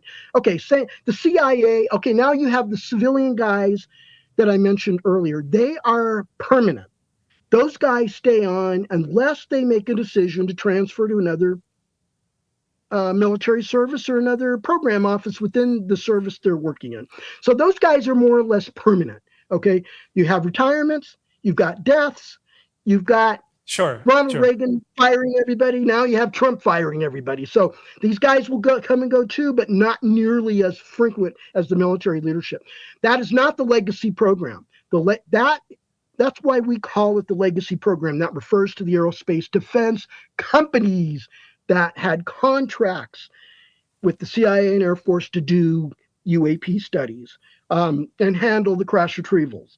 And probably, most likely, often alien hunt. Yeah. Okay. Okay. So, got to say there's the government side of that. So we don't have a name for that. Yeah, I don't know what you would call. Right now, I would just stick with the compartmentalized programs. Okay. Is what they are. Sure. Okay. Great. And folks. And folks, we'll definitely get to some questions. We have a hard out with Mr. Davis in 40 minutes, but we will do our best. I want to. Ross Coulthart recently alluded that Lou Elizondo was out of the legacy program. As far as what you know, when he was at AAWSAP, do you think Lou Elizondo Okay, your audio quit again, but I heard I could read your lips. Okay. Yeah. Lou Elizondo was not part of the OSAP. He was kind of peripheral out there. He was part of the ATIP was the nickname for the OSAP. Every classified code word will have a nickname. You use the nickname to protect the code word, to keep the code word from getting leaked out in the public. You can leak out a nickname and nobody's going to know what it means. So you can't trace it to anything. So the ATIP was the nickname for OSAP. Then when OSAP ended, Jay Stratton picked it up, ran with the nickname, and renamed it ATIP. Renamed what would have been the OSAP as the ATIP, and he was in charge. But Lou played a big supporting role in that. I think he was a portfolio manager somewhere in there. I'm sure and certain actually that Jay is going to clarify that in his memoirs. So he was involved with the post OSAP ATIP that Jay Stratton ran, and it was not funded. It was on borrowed money. And not much got done because there wasn't much money to borrow. So it was just in existence humming along. And then Jay struck dirt when the chief of naval operations came to him and said, I want you to stand up the UAP task force. And its mission is going to be a whole of government operation. You are going to have the power to reach out to every branch of the federal government, including the National Forest Service and the Department of Agriculture even, and the Federal Communications, the FCC, and so and the FAA. So you're going to reach out to all of them, and you're going to get them to dedicate liaison officer or two, and maybe not funding. Won't be able to get funding. He didn't get funding either. The idea was that he would be given services in kind. So the labor of the technical support people, logistical support people, security support people would be provided for free to his task force.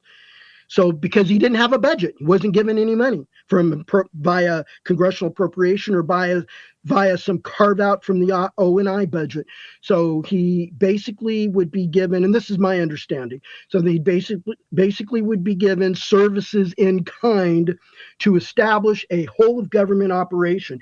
The core group of members in the task force numbered 40, and there's approximately 1,000 of them in the periphery, out on the outside, but they supported the program for various reasons, doing various things.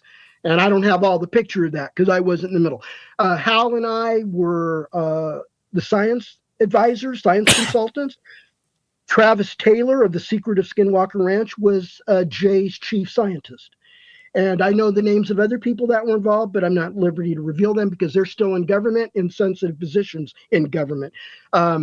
So anyway, I do know some of the task force members who were out in the periphery, and I do know a couple of them. And so that's how that was laid out. And I believe Jay is going to really lay that out. Lou was in that group. I think he was not peripheral. I think he was probably somewhere close, if not in the 40, probably on the surface of those 40 people. He provided valuable resources to the task force. He connected Jay to important people, programs, and he opened doors that Jay needed help opening. Where Jay couldn't open them, Lou was there to open them. So Lou was, an intelligence officer, then he had a counterintelligence portfolio. So I can imagine, I got to give a lesson to you folks. There's a difference between counterintelligence and intelligence. Counterintelligence has the word intelligence in it, but it is not an intelligence program or operation. So the word counterintelligence really means law enforcement. And those guys in counterintelligence law enforcement always tell everybody else we're in intelligence because that's what they want to believe. They don't want everybody to believe it. They want to believe it. So anyway, the intelligence operations is collecting information that's enemy information that's secret, and you want to collect it, analyze it, process it, send it up the chain of command for action items. And that's the distinction between those. So Lou worked on both sides of that aisle, but he had a big counterintelligence portfolio. So he did have an ATIP portfolio. So but I don't know what it was specifically. It didn't matter. Hal and I had to report to him. We reported to Jay and Lou. Lou was great. Lou was fundamental. You couldn't do without Lou. That's my little jingle there. So do you think it's possible Lou was actually running counterintelligence for the legacy program and was kind of bridging things between, and when I say legacy program? Yeah, it's very possible, but he couldn't tell Hal or I that because we didn't have the need to know for that.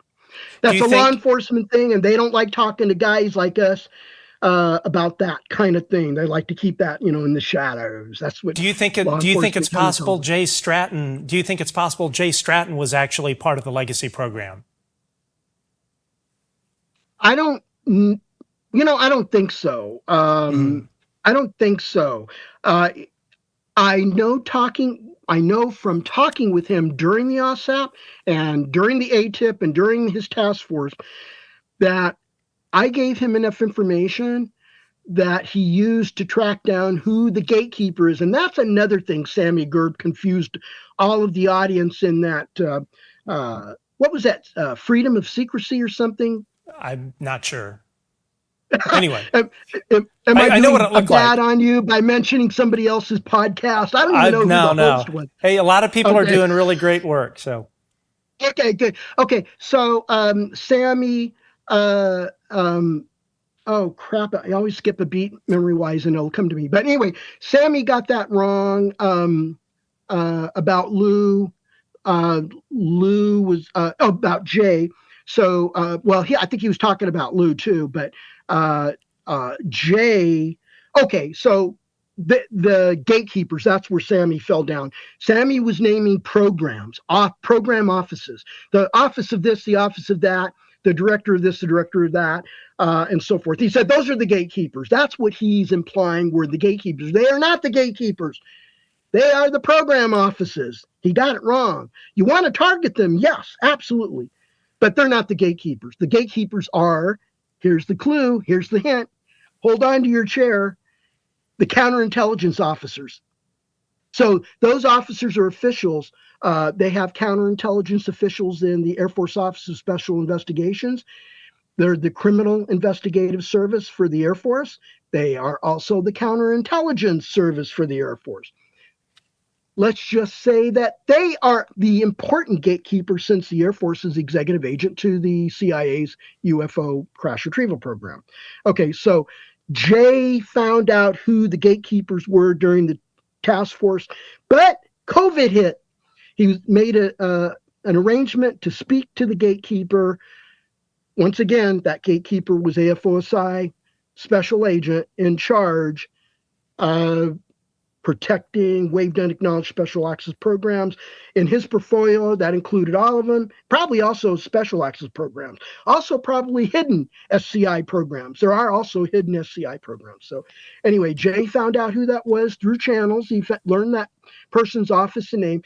They made an arrangement to meet in a skiff and talk about how Jay can get read in, and COVID struck and that canceled all of it. You couldn't do classified work on your laptop at home. I think they could take a government laptop home, and they're no longer connected to the secured intranet system, SIPRNet. So he couldn't do that work. They couldn't meet in the skiff. Everything was shut down during that period. That guy ended up moving on during the COVID period, and Jay just didn't reconnect with him for a lack of time. And he's now winding down toward retirement at the time.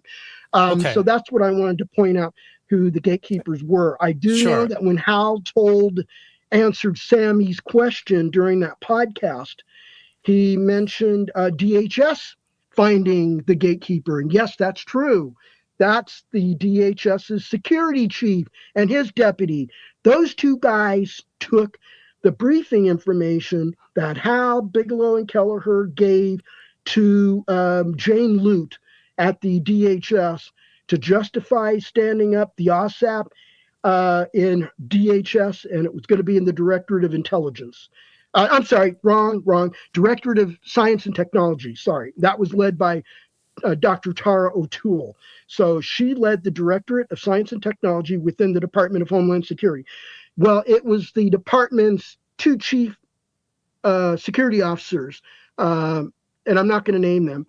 So that guy and his deputy got all that information from us, not me, but us collectively, with me not being in the picture. That was probably under that temporary SAP called Kona Blue. That was like a framework. It was a temporary SAP. Hal gave it the correct name, proposed SAP. I think it was PSAP.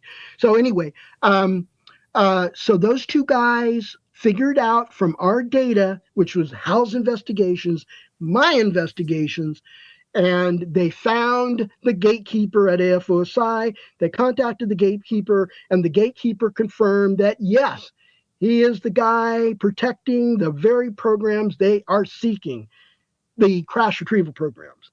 So DHS security found the gatekeeper at AFOSI. So I've given AFOSI a big hit in the head here. They're probably going to get pissed off. They're probably going to get somebody to do a Rick Doty on me. You know, I'm like the Paul Benowitz, and they're going to kill my reputation and credibility. They're going to do black bag operations. I'm heavily armed here in Texas. We have freedom to carry firearms without a license in the public, visible, and we have King of the Castle. I'll be happy to kill any of them. And that leads me to this question, Eric. Have you ever been threatened or anyone tried to intimidate you? We've heard about the retaliation and I know all of this to be true because I've personally spoken to a bunch of these whistleblowers, and they've gone into great detail as far as the retaliation that they've experienced. Have you, Eric Davis, ever experienced retaliation from anyone in the Legacy program or elsewhere talking about this topic? Negative. Okay. None. And why do you think? Why do you think that? Well, I might be too dangerous for them because of where I'm located, and also they're probably well aware of Texas firearm laws. But the real serious reason, the serious reason, I think the number one reason is that I had done special work under contract to the Air Force as an employee of another contractor. I won't name him. And I was stationed in Tokyo and Kunsan, South Korea, which is where the 8th Fighter Wing is still stationed there in South Korea on the southwest side of the peninsula, right on the edge of the Yellow Sea, the eastern edge of the Yellow Sea. So I had been brought, I wasn't there for military reasons. I was there for more mundane scientific and satellite technology-based reasons. I did get thrown into clandestine covert situation concerning the presidential election in Taiwan in early 1996. And China and North Korea were doing things to the U.S. military on the South Korean peninsula. And I was brought in to help investigate and clear up or find the origin of some threat actors and threat actions. So the government knows that very well. I wasn't an employee of an intelligence agency, not by any means. And so they probably know that record I have, and they know what I'm capable of doing. And they know that you live in, and they know that you live in Texas. And I'm going to ask you one last question. I'm getting tongue-tied before we get to some viewer questions here. Did any agency or contractor ever require you to sign a non-disclosure agreement specifically tied to UAP? When we got our security clearances for the AAWSAP, we had to sign the standard form 312. That's the secrecy NDA for the United States government for anything that has to do with classified information, secret, top secret, TSSCI, and SAP as well. So that's the only NDA I signed was a government one. I have never been asked to sign a corporate NDA, but Hal had a AAWSAP subcontract through BASS.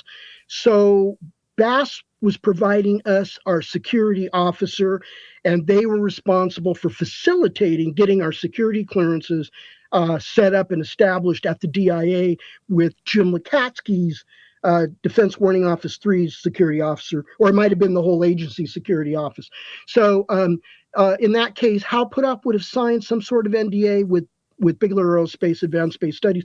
He, as the owner and CEO and president of EarthTech, would have signed that with Bigelow Aerospace, not me. Okay. I was his chief scientist and senior research physicist. So I don't need to be signing documents for business transactions. Okay, let's get to some audience questions, folks. Anyone that is a super chat donor, they all get priorities because, of course, we're trying to keep the lights on here. And we actually have a very generous super chat from Disclosure Tonight. This is really an outstanding question, and thank you very much for asking this. Thanks, Matt and Dr. Davis, for a great interview. Question: Are you? And let me preface this. There are a ton of questions, so as best you can, try to keep your answers short so we can try to get to everyone. Anyway, Disclosure Tonight asks, are you aware of any hitchhiker incidents that resulted in the death of a family member? No, I'm not aware of any. Okay.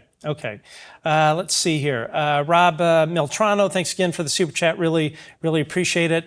Let's see, here's a question here. Ask if he has any knowledge of if Gary Reed left his executive secretary role at AOI MSG when it expanded and was renamed to the Pentagon bullshit factory known as Aero. I have no knowledge of that. I wasn't involved in the middle of that. Okay. Let's see, just for a cat, there's a giant electromagnetic anomaly around where the South Atlantic anomaly is, and that's around where Brazil Colares attacks took place. Are any of those related?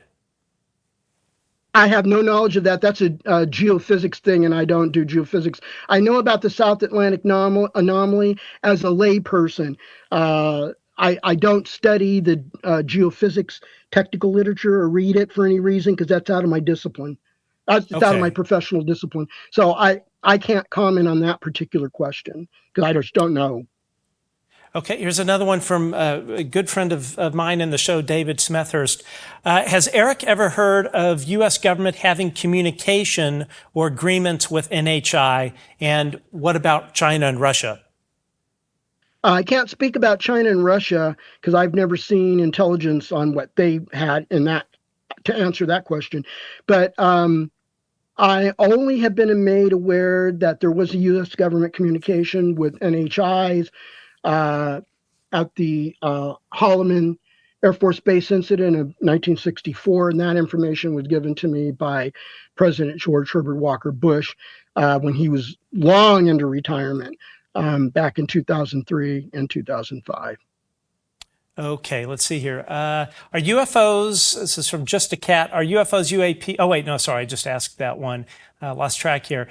From Phoenix Wizard, the most plausible propulsion system behind triangle-shaped UAP, advanced human aerospace technology, is it field propulsion or something non-human, in your opinion? It's going to be non-human, but, the laws of physics are pretty darn good. We still have some theories of physics that haven't been turned into laws yet. That would be Einstein's general theory of relativity and quantum field theory. Those theories have predicted faster than light propulsion by way of warping space to produce a traversable wormhole, and a warp drive. And just to make it very short, traversable wormholes are not black holes. There is no model of a black hole that's traversable in that Einstein-Rosen bridge picture of wormholes. That is a blocked wormhole. There's a singularity that'll destroy you. So you don't go through it and come out the other side. So a traversable wormhole does not have a singularity, and it does not have an event horizon. So you can go in and go out without troubles. Okay, so we've got the theory for that, but the problem is the mathematics shows that the energy required to produce those kinds of space warps are beyond our capability. So then that leaves open the question, do we need new physics? No, it just means we haven't advanced our state of engineering, material science, the engineering behind quantum vacuum energies, and so forth, haven't advanced to a a state where we can address that and be confident at an applied physics level that we can engineer it. And so it's just too far in advance. It might actually be something different too. It might be something that's hiding in plain sight. We already have the physics for it, but it might be recent and new. It comes out of quantum theory. It's already based on an existing theory of physics that's very successful for over 100 years. That'd be 101 years now. That'd be quantum mechanics. Quantum field theory was officially discovered in 1950. It was quantum electrodynamics was the first one for Richard Feynman, and I think John Wheeler got the Nobel Prize in physics for. So it's just that they are so new relatively on the scale of human lifetimes that we haven't pushed them far enough to find new solutions that could get us excited. So I just do know that there's now coming out of quantum theory in the way of quantum entanglement and teleportation aspects that the theoreticians are mimicking using quantum theory space-time curvature or gravity. So that might be the alternative path.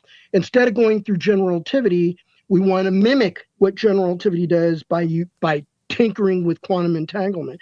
That might solve our stupendous energy requirement for making wormholes and warp drives, and that energy is negative energy, by the way. Okay, so yeah, let's move on. So appreciate that answer. This is from Heath Jet. Really appreciate the super chat. Also, Ephra M83, thanks for the super chat. So Heath Jet asks, you've mentioned that you don't believe the Bob Lazar story. That you spoke to a woman supervisor that said he was just a technician at Area 51. Can you briefly elaborate on that? No, that was a colleague of mine and John Alexander's who worked at Los Alamos and knew Lazar was a Kirk Mayer employee. He was hired as an hourly paid radiation health monitor. It was this gentleman who is now in an assisted living facility. He's very old. His wife died a couple of years ago. He saw George. Now, he had a home in Indian Springs, a mobile home, because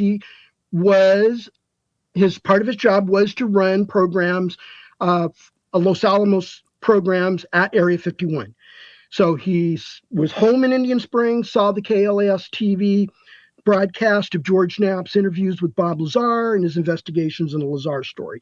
And he thought, oh my God, this guy is leaking Area 51 classified information. He's going to be pounced on by the counterintelligence corps that lives in Las Vegas, and that surrounds Area 51 in and outside.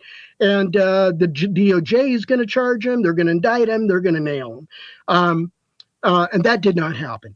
So he found out from being on the National Laboratory who Lazar worked for, and he found out he worked for Kirk Mayer. Kirk Mayer is a logistical support company to Los Alamos National Lab. And a radiation health monitor is a guy that checks in and he checks out the radiation badges to Los Alamos personnel that work around radioactive materials. And the same is true for some people at Area 51. So he doesn't know that they work at Area 51 because people on those Janet flights to Las Vegas, they don't carry signs that say, I work at Area 51. And their name badges, they probably don't even have a name badge. They have to, if they have one or a lanyard, they probably have to take it off before they even land in Vegas. Because that'll identify their who they are, their photograph, and where they work. And it won't say Area 51 on it, but it'll give something away, probably. Okay. So anyway, Area 51 is really Air Force Test Center Detachment 3. And their field security officers, their program security officers, and our friend, John Alexander and my friend, have no record of Lazar going to Area 51. And his job did not have a security clearance requirement. He did not qualify for security clearance because he ended up, he and his wife, first wife, got a home in Vegas. They didn't make their home payments. Home got repossessed by the bank under foreclosure. Foreclosed is the word I was looking for. He got involved in running a prostitution ring in Vegas because in that county, that's one of the two counties or so. I don't think it's more than two counties in Nevada where prostitution is illegal. So he got arrested, state felony, went to prison. got convicted of that felony, went to prison. Then after all that, he's now in the upper Midwest, and he's sending explosives and explosive paraphernalia through the U.S. mail to customers that want to buy that stuff from him. That's a federal felony. Got in trouble for that. And so people with foreclosures on, well, he went on 2 home foreclosures, multiple car repossessions, because he'd get a car and didn't make the first car loan payment. Sure. Okay. And sorry to interrupt. Qualify for security clearances in that with that kind of history and record. Understood. He's not trustworthy. So a radiation health monitor, he's paid like $5 an hour. I think he made $7 by the time he got booted out of Los Alamos, out of Kirk Mayer. Kirk Mayer is what it is, M-A-Y-E-R. So Kirk Mayer is where he worked. And my friend Bill's the one that knew his supervisor, met her. She pulled up his personnel record and showed, he doesn't have a college degree of any kind. Understood. So he's not a physicist, and he works as a radiation health monitor, and we're paying him $5 an hour, something like Eric, that. Yeah. Okay. Let's move on if you don't mind. This is from Chris DeVoe. Thanks for the super chat. Dr. Davis says 1994 through 1997, Perry Kaminsky, The Right Window to Study Legacy Program, SAP Records, OUSD, A&T, SAPCO, SAPOC, waived carve-out programs and contractor access control. That time period. It's a mouthful. I don't know. I've never heard of him. Okay, got it. All right, let's see here. Let's see. Great show. Thank you very much for the super chat. Is Lonnie Zamora legit? And is it possible I could get an interview with Davis? He's looking for me to connect you, and I'll do that after. Is Lonnie Zamora legit? His was what a landing report, UAP landing report from the 50s. What are your thoughts? Yeah, 1,000% legit, but the expert on that is Jacques Vallée. Okay, great. Let's see here. Scrolling through, there are a bunch. Let's see, this is, I already have that one. Okay, sorry. Catch back up here. Question, why did the Legacy UAP program get shut down in 1989, and who told you this? Well, again, and I think you already sort of, I think somebody already said, you explained that, yeah. It got shut down because of a lack of progress in the reverse engineering programs by all the companies that were contracted to do work on that. And who told me that was the senior vice president of one of those companies who was working on the crash retrieval program after graduate school, after he got his doctorate and got hired to work for that company. So he worked a good chunk of his early career on the crash retrieval programs. And as a senior VP in the future, which would have been during the AAWSAP era, he still read in on the aspects of that were still operating at the low level. What was going on after the 89 cancellation? The programs were put into semi-hibernation. That's the word I would put it. The aerospace companies didn't have contracts, but I did say earlier in this broadcast or this interview that they would be resurrected every now and then to see if they had the ability to figure it out. Okay, so that would be once every 10 years, according to what that senior VP told us at the AAWSAP. And that would be Hal Pitoff and myself. He might have also said that to Kelleher and Bigelow, but I didn't know. I just know Hal and I know because we had the most frequent contact with that senior VP for several years, actually, even after he retired. But the government side of that is the program offices, and the program offices could have closed down. The subcompartments could have been terminated, compartments could have been terminated, but there's going to be a number of them that are kept going at a minimal level, at the level of being in semi-hibernation. They're quasi or semi-hibernation state. There's some employees there. They're doing some minimal stuff. They might be working with the national labs, and every once in a while, they might let out a contract with one of the companies to do something. Okay. Okay, question from Cortez Zero. Jacques Vallée recently spoke on communication established on a continuous basis in a secure facility with NHI over 20 years ago through a sophisticated process, as he called it. Can you add to do you have any information to add on top of that? Where did that come from? Was that in one of the Forbidden Science volumes? It must have been. He didn't specify, but yeah. Okay, I just don't remember that. I'm not disagreeing with Jacques or disputing it. I just don't recall the details. It's been ages since I've read those, and I don't. That doesn't come to mind. So I can't answer that question. Okay, let's see here. Could some of this is from Phoenix? Could some UAP be interfaces rather than vehicles in the normal sense, manifestations or projections from a deeper reality? Negative. They're physical. They are definitely physical. Okay. Yep. Have you ever been in a craft or touched one? Nope. I wish I was. I wish I did. I wish I had. Same with Hal Puthoff. Same with Bigelow and Kelleher and everybody else at Bass. We all were aiming for that. I don't believe. I don't want to put words in Jay Stratton's mouth. Let's wait for his memoir to come out. Maybe he'll make a big reveal. Okay. All right. We have another great question and a very generous super chat from Disclosure tonight. Really great show. Bam, Matt, do you believe Dr. Eric Davis is a super genius and deserves a presidential order to remove the impedance from Form 312 to deliver the truth? You're clearly a super genius. He's definitely has that right. I don't think I'm a super genius, not by many means. If I was, I'd probably be richer than Stephen Hawking was when he died. Kip Thorne is a multimillionaire, by the way, so that makes him a super genius. You got to be a super genius to use your physics to make millions of dollars, man. So anyway, I appreciate that. Thank you for whoever asked that question from Phoenix.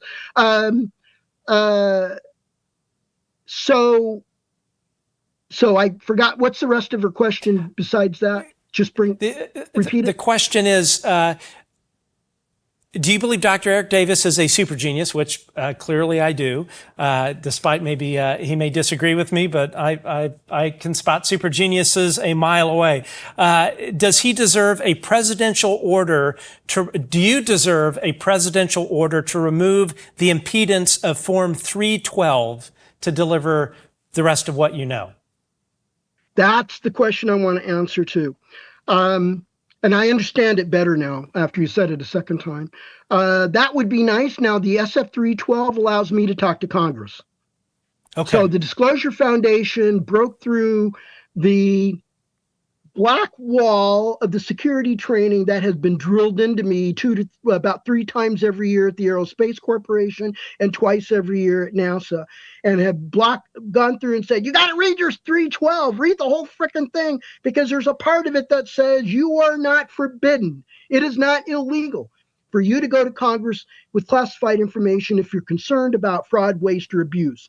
That's my understanding. I just can't go to Congress just to freely give them, matter-of-factly, just to shoot the breeze, classified information I've been read in on or been involved with. No, I have to have a reason, and that reason is provided in the SF-312.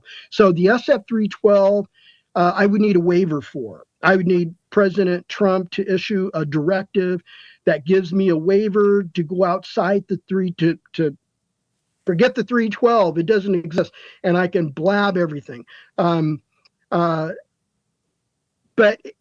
But for now, I can talk to Congress. I could give them sensitive information. Now, I don't have classified information to give them. I have some.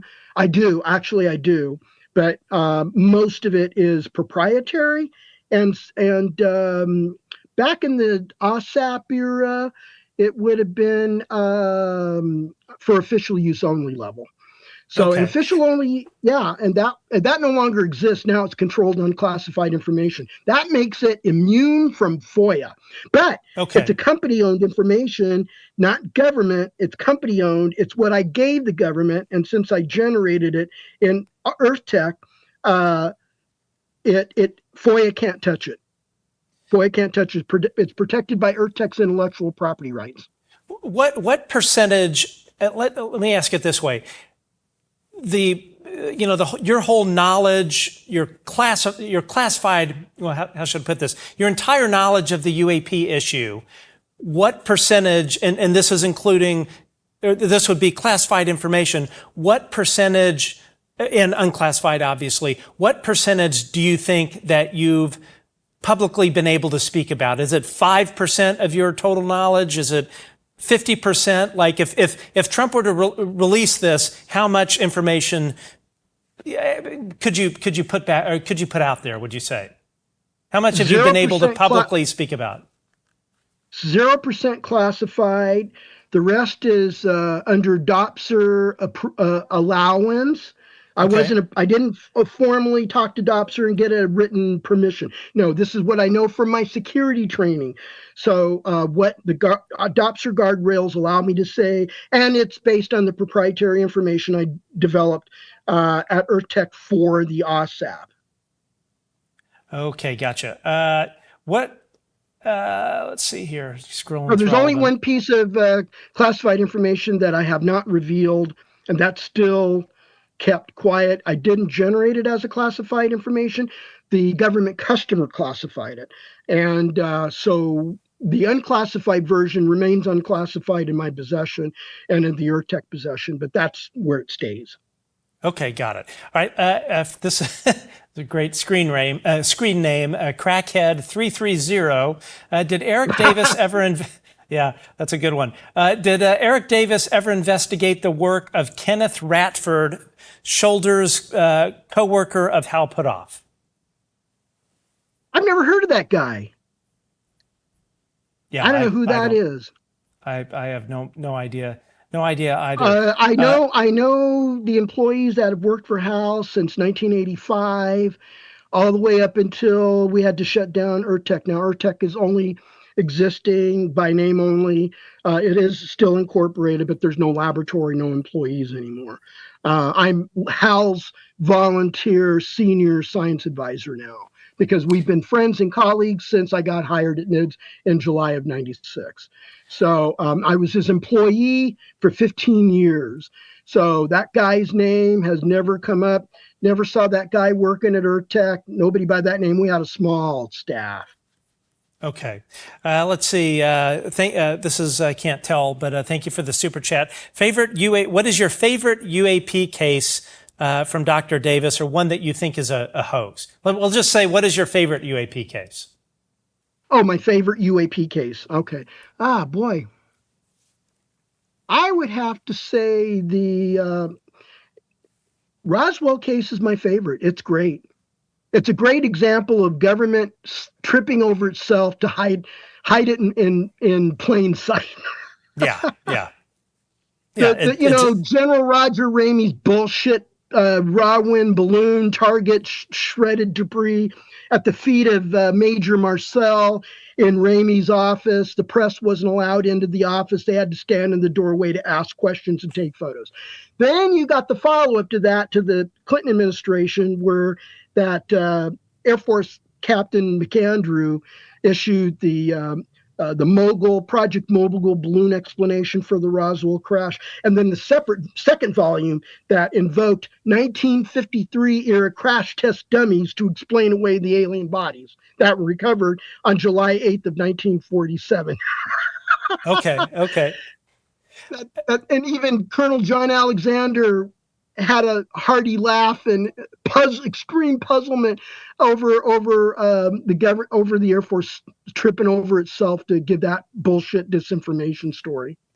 Okay, so speaking of bullshit disinformation, there's Dr. Sean Kirkpatrick, who ran the Pentagon's AARO office, the All-Domain Anomaly Resolution Office, which I refer quite often on this show to the Pentagon's in-house bullshit factory. What are your thoughts on Dr. Sean Kirkpatrick, and should Representative Anna Paulina Luna and others from the UAP caucus believe what should they even trust AARO at this point, even though it's under new leadership from Dr. John Kozlowski? Okay, John Kozlowski used to work for Jay's UAP task force. He was one of the 40 insiders. Yeah, really. So Interesting. Jay has talked to John at length. Jay has brought John up to speed on this topic and all of that. But, John already knew it because he worked on the task force.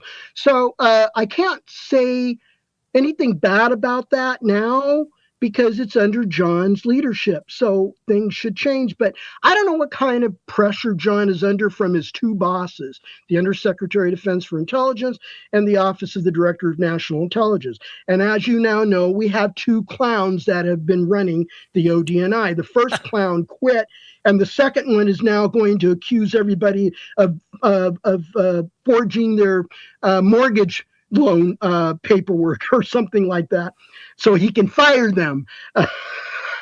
So we got two clowns in a row that have been running ODNI. John has political. This is a political job, and he's not in a political office. He's not in a political function, running a political function. I don't know how they're doing, but I have met with some of the folks that worked with Sean who still work there under John.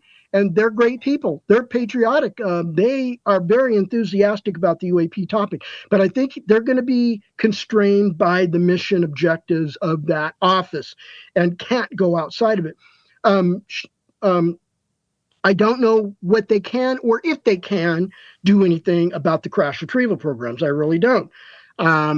Kirkpatrick, I met in person, supposed to be for about an hour or so briefing in a skiff at the DIA's Missile and Space Intelligence Center at the Redstone Arsenal when I was working for NASA there at the Redstone Arsenal on the Space Nuclear Propulsion program that I supported from 2019 to until my job got terminated due to a contract termination in nearly in mid-2024.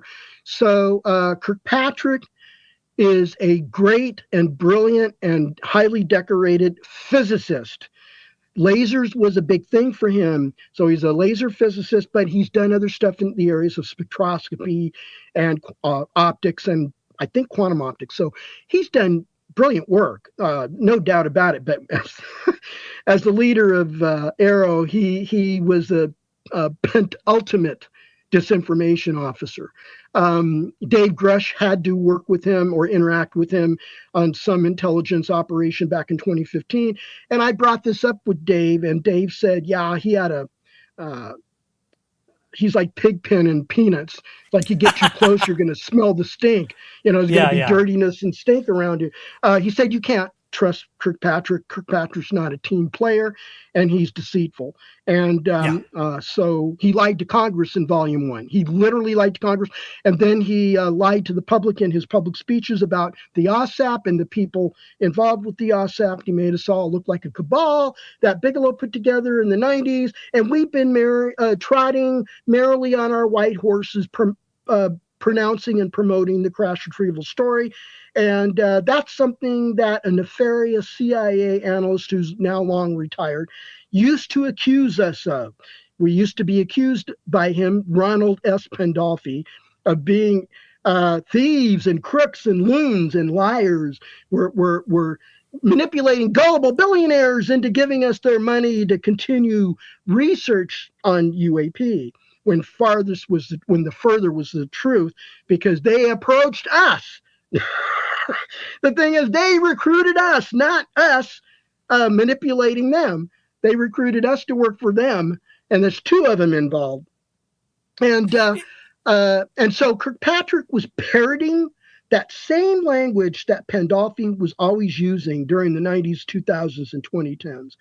And I almost wondered whether the two slept together. So, So he's a liar. I think I don't want to say anything about today's era because I don't know what they're doing. I'm not read into it. I'm not privy to it. I think they should be allowed to do the work they're supposed to be doing. I just don't know how in-depth and thorough they're going. I do know they've got to be involved with scientific instrumentation of UAPs and get data gathering. I just don't know how much money they've got, how much they can spend beyond their labor costs for their personnel and facility cost and security costs. I just don't know how successful they'll be. There's no reason why Luna's task force can't interact with Aero. I think she should. Sure. When Kirkpatrick was in power over there, or in his job as director, it probably would have been best to advise her task force to carry butcher knives, machetes, and hatchets with them when they go meet Kirkpatrick. So, and do you think, I mean, obviously Kirkpatrick has been caught lying, and I have it on good information that the government has actually given him a legal waiver that will protect him from any kind of criminal prosecution for lying to Congress, and it's a very informed thing. But do you? It seems odd that Sean Kirkpatrick would exit Aero, continue to work for the government, and continue to parrot this disinformation. Do you think it's possible he was given top cover, and when he exited, they said, here's your pot of gold we're going to give you, but we need you to do a couple of things, one of which is lie to the Wall Street Journal, lie to the public, and to continue to sow disinformation on this topic. Do you think that this Kirkpatrick's continued behavior, and even Tim Phillips, for that matter, they could possibly be running an op? No, they're not running an op. They're encouraging Kirkpatrick to do that. I see. So they're encouraging him. Yeah, they're encouraging him to do that. That'll be the op on their side, on the government side. But for Kirkpatrick, he's not getting paid. He's not getting paid for that. This is something they're encouraging him to do. So what's in it for Kirkpatrick to continue to throw himself under the bus in terms of opinion? There's got to be some kind of some kind of quid pro quo, I would think. No, it's probably cognitive dissonance and Dunning-Kruger effect. I know a few debunkers that, like Michael Shermer and Nick West, I would definitely say are poster children of Dunning-Kruger. But I want to go back to Aero for just a second. So Aero's two primary contractors, one was Sandcorp, and Aero actually fired Sandcorp. And there's a new one called Arlo Solutions. They're the ones that reached out to me, asked me to apply for a position of which they wanted me to have background in information operations and deception operations and information operations. But here's the thing. Both of those contractors, they are known for insider threat management. That is what the lion's share, and information and perception management, that is the lion's share of what Aero's two primary contractors, and from what I understand, the contractors are really the ones doing the work in Aero. They're the ones really the muscle behind it. Do you think that it is possible, and I'm going to add one other thing to this, do you think that it is possible that Aero, as part of one of their undisclosed missions, is to be a flypaper operation for whistleblowers? And what I'll tack on to that is 2 years ago, I submitted a letter to Congress that is now part of the congressional record that revealed for the first time that the current actor, Glenn Gaffney, who's on this great Steven Spielberg movie, was on this, back when he was at CIA DS&T, he was actually on the Aero Advisory Board, which again, in my letter, I said to Congress is, look, you've got this guy that is a gatekeeper, and is seeing all of the classified testimony from whistleblowers, and therefore could be a back channel. Do you think that Aero could have a counterintelligence back channel flypaper type operation to get stuff back into the legacy program? Information. It sounds like it based on what you said. I've never heard of Aero's contractors. I only knew one Aero contractor, my former employer, because they were hired to provide some sort of office support, and the people that worked there were engineers. So they're doing some kind of support for Aero. Given that I only knew about aerospace, I've never heard of the other two companies before. And given that they do insider threat assessments, I happen to know from my security training at Aerospace that insider threat is a big component of counterintelligence. And that's very interesting. So you link that with Kirkpatrick's role and Gaffney's role. And it's like, well, people might know by now. I don't know if they do, but Gaffney was actually Kirkpatrick's mentor. What? Kirkpatrick did work at the CIA. Yes, Kirkpatrick was his boss and mentor at one time during his career. That explains everything. Holy shit. Okay. Well, you heard it here on the Good. Yeah. So there you go. That's why Volume 1 was filled with bullshit, because Glenn Gaffney is lurking around in the swirl of Kirkpatrick's life. Wow. Yeah. I mean, sometimes I wonder if Sean Kirkpatrick is a managed asset and he's managed by Gaffney after revealing that. That wouldn't surprise me at all. Yeah, well, Gaffney's retired. Well, I think Gaffney's retired, if I'm not mistaken. If not, he's no longer in that role, but he's going to be an advisor, a friend, a consultant. That's easy to understand. That's easy to imagine. So Kirkpatrick is not a gatekeeper, by the way. He was the portfolio owner for this. What does that mean? For UAP. Oh, his office, being the deputy director of the CIA for the Directorate of Science and Technology, means it is in his house that the crash retrieval program exists.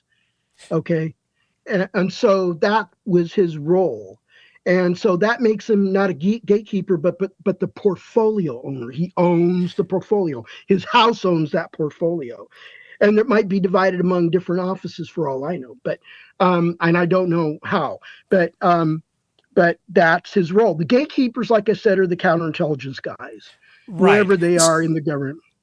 So with what you just said, in your personal opinion, do you think Sean Kirkpatrick, when he was testifying in front of Congress, had a full read on to the UAP issue, the past legacy program efforts, and possibly current reverse engineering efforts? Do you think he knew? That's very possible. We did scenario playing on what he knew or what he didn't know. And our scenario role playing ended up on a large probability, a big fraction of 100%, that he was read in, but we weren't certain. We couldn't confirm that probability to make it. Yeah, definitely 100%. No, we only had a good chunk of 100% that he would have had to been read in. It makes sense that he got read in or would have been read in, but we don't have any proof of that. Because that was outside of our clearances. Okay, so along with your eligibility for access, which is a security clearance, you have need to know. So it isn't beyond our eligibility for access, it's beyond our need to know. So it's outside of our need to know how that relationship worked within Gaffney's organization and where Sean played a role in it when he worked for Gaffney. But Gaffney was his career mentor and boss at one time during his long intelligence career. Oh my God, it's all coming together. In your work in the classified world, when I received this message, this DM on LinkedIn from the recruiter for Arlo Solutions, who took the place of Sandcorp when they were fired. When the job is saying that they want me, they want my desired qualifications to be information operations, information activities, information operations, information activities, and deception operations. Would that be a red flag? Like Aero is trying to hire me to be a puppet? I've had people tell me yes. Yeah, deception is a part of perception management, which is a role of counterintelligence. So it's like, whoa. Joel Sheckman at the Wall Street Journal worked for another CIA, bullshit artist. A front organization, PR information organization. So that's what he did, was perception management. That's part of counterintelligence. Yeah, that's part of official disinformation. So it's entirely possible that was indeed what they were wanting me to do. Yeah. It's possible. Yeah. I can't imagine they're going to have you do that with Chinese intelligence information. That's not Right. what you would be doing. That's what the intelligence analyst does. They Right. take Chinese intelligence, parse it down into its pieces, figure out who needs what of that, figure out what the whole picture is, figure out what the little pieces of the picture are, and all that. But that doesn't, they're not looking for counterintelligence. Counterintelligence on China's side is to prevent their classified programs from leaking to us or being stolen by us. Okay, they're to prevent that. But for you to work for a counterintelligence operation that's involved in UAP in a UAP office, that's very interesting. It's very interesting. It sounds like perception management, counterintelligence. Well, and the thing that was interesting was the direct message that I got from Aero's prime contractor. It didn't have any of that in there. You know, the guy reached out and said, "Hey, we think that you might be a good fit for this position." Of course, I don't hold a security clearance, so right away I knew that wasn't going to happen. But then when I went and looked at the link for the job position they wanted me to apply for, that's when it said information operations, information activities, and deception operations. And again, this is under Dr. John Kozlowski's leadership, which to me says that members of Congress, and I know Congresswoman Anna Polina, you watch this show, as well as many other members of Congress and their staffers, I don't think that you can trust a goddamn thing, pardon my French, that Aero puts out there, personally. But let me just interject briefly. Please. That there's a small possibility that came to mind just now, that maybe they want you to do that type of work to figure out who's doing that disinformation against the United States government, you know? So that would be an intelligence gathering thing, but maybe they want the perception management, disinformation side to a threat,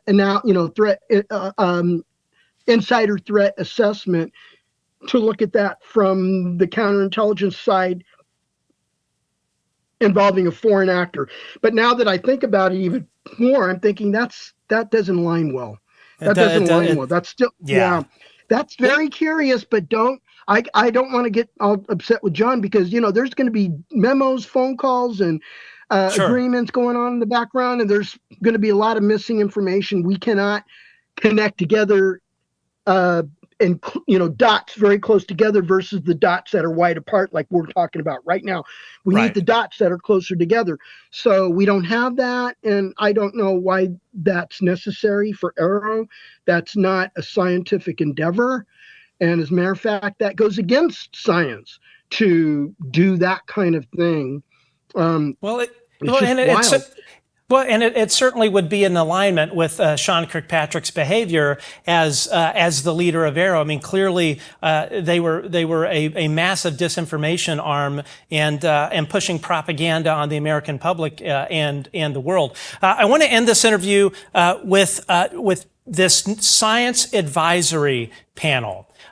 We had Dr. Avi Loeb on the show. I think it was a week and a half ago, folks. It was a really great interview. I encourage everyone to watch it. Now, there are quite a few people on this panel that have been on this show that I have absolutely tremendous respect for. Retired Rear Admiral Tim Gallaudet comes to mind, and then also Dr. Gary Nolan, who I would count as a personal friend, and just absolutely one of Peter Skafish. Yeah, Peter Skafish. All of these folks Avi that Loeb are Dr. Avi Loeb himself, a wonderful human being, and then you have Michael Shermer, who has this entire 501c3 with, I think he had like 800,000 in revenue or $1 million in revenue, or anyone can go look up on the IRS Form 990 site. Just look up for Skeptic Society. This is Michael Shermer's organization. Of course, Michael Shermer went on after he was actually, it may have been right before or shortly after he was named to this panel. He goes on X, puts up a photo of David Grush, whistleblower David Grush, and compares him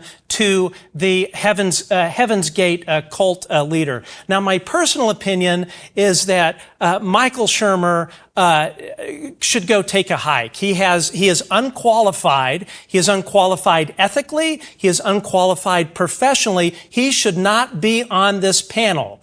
What is your personal opinion about Dr. Michael Shermer, and what would be your message to Dr. Avi Loeb?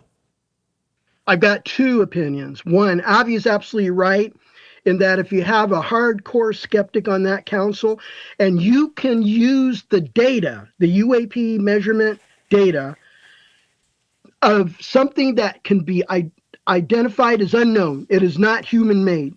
Not by any chance, not by any means. It is not a human-made data that his council has collected data on or gathered from whoever feeds that data to their council, whether it be a government agency or private organizations like UAPX and Beatrice Villarreal and others. And I apologize for the other, the Tedesco brothers. If I didn't, I hope I didn't mispronounce their name. So if you can get the data, and the data is clearly, irrefutably anomalous and is of a craft of some type that cannot be identified as human-made, and if you can use that data to convince a guy like Michael Shermer, then Michael Shermer should psychologically react by blowing the clarion call to say UAPs are real. They are here. They are visiting us. So if you can convince a guy like Michael Shermer that the data proves that there are UAP that are non-human technologies, non-human entities of whatever form and they take are real, then basically you put down the skeptics' arguments. You put down Penn and Gillette. You put down Shermer, you put down all the other skeptics people that they all, the older guys have all died off and moved off. So we have a new generation, I'm sure. So that's the gold standard. I agree with it. But Michael Shermer himself, he's ethically compromised. And I think I know from reading the skeptics bloggers from the 2000s, they have complaints about his moral problems. And I won't discuss that on this show, but you already know what that is. So he has some moral issues. Who knows? Maybe he's reformed now. Maybe he's a better guy. That's great. But unfortunately, he has behaviors he exhibited that were very unprofessional and lacked morals, very unethical. It's just not the best choice. We can set that aside. Let's go ahead and set that aside and forget I even said it. Let's just look at the fact that his personality is highly biased against some of this phenomenon, the various things they call pseudoscience, especially UAP. So he exhibits cognitive dissonance very strongly, and he's demonstrating the reason why Alan Lightman, one of my former astrophysics professors who did a sabbatical at my university, I took an astrophysics course from him in graduate school.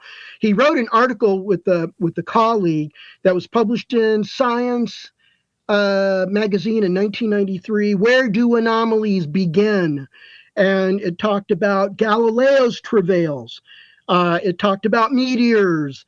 It talked about how we had these anomalous phenomena that retrospectively were realized to be new phenomenon that were not predicted by prevailing accepted scientific theories, therefore tossing those theories aside, either to have to be rewritten to incorporate this new data, or they couldn't be rewritten and they have to be replaced altogether. So that's what the gist of When Do Anomalies Begin, is that the words cognitive dissonance appear in that article. And let me go ahead. Shermer is not a scientist. That's the problem. He's a soft scientist, a STEM scientist, science, technology, engineering, mathematics. We live by the scientific method. Shermer does not. He doesn't have a scientific method. Well, he might be able to adapt it for the science he practices, but the problem is the word cognitive dissonance applies to him, and Thomas Kuhn's book, The Structure of Scientific Revolutions, is the feature and focus of that article, in that you get data that contradicts your worldview of science, and you're going to suffer cognitive dissonance. And then when more data comes in that keeps contradicting your worldview, and more of your fellow scientists are upset and they're realizing, you know what, this data is solid. That means our worldview sucks. It's wrong. We've got to redo it from scratch. Right. Yeah. Okay, that's where Shermer can't go. It seems like he's psychologically predisposed. It's like he's got some psychosis that prevents him from going there. That's why he's not a valid pick for the board. There's the council. Avi has many other choices of excellent, unbiased scientists in many disciplines who don't suffer from cognitive dissonance.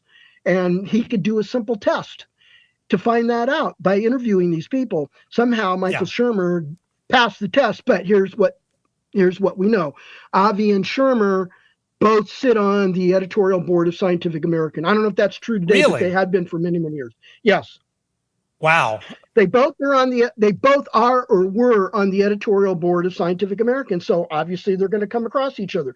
You know, Shermer writes some stuff that I agree with, actually. But on UAP, he's way off the beaten path. On psychic stuff like remote viewing and psychokinesis, he's way off the beaten path because there's already laboratory data with statistics.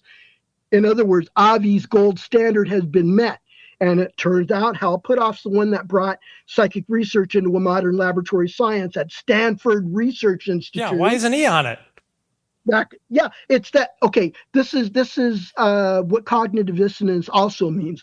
It means he refuses to read and look at the data and think about it. That's where the cognitive dissonance is blinding him psychologically.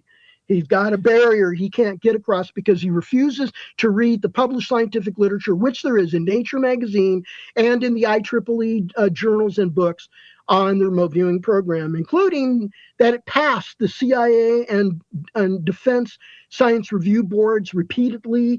Hal was able to take the most staunchest science board members who were skeptical. They come and audit the remote viewing program at Stanford, and they said, "This is all bullshit. I want you to run a session for me." So Hal ran a session, and the skeptical scientist said, "Oh, I can figure out a magic trick that can explain that."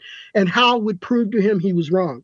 Okay, and these are double-blind studies, by the way, for which Hal would not know what the target is.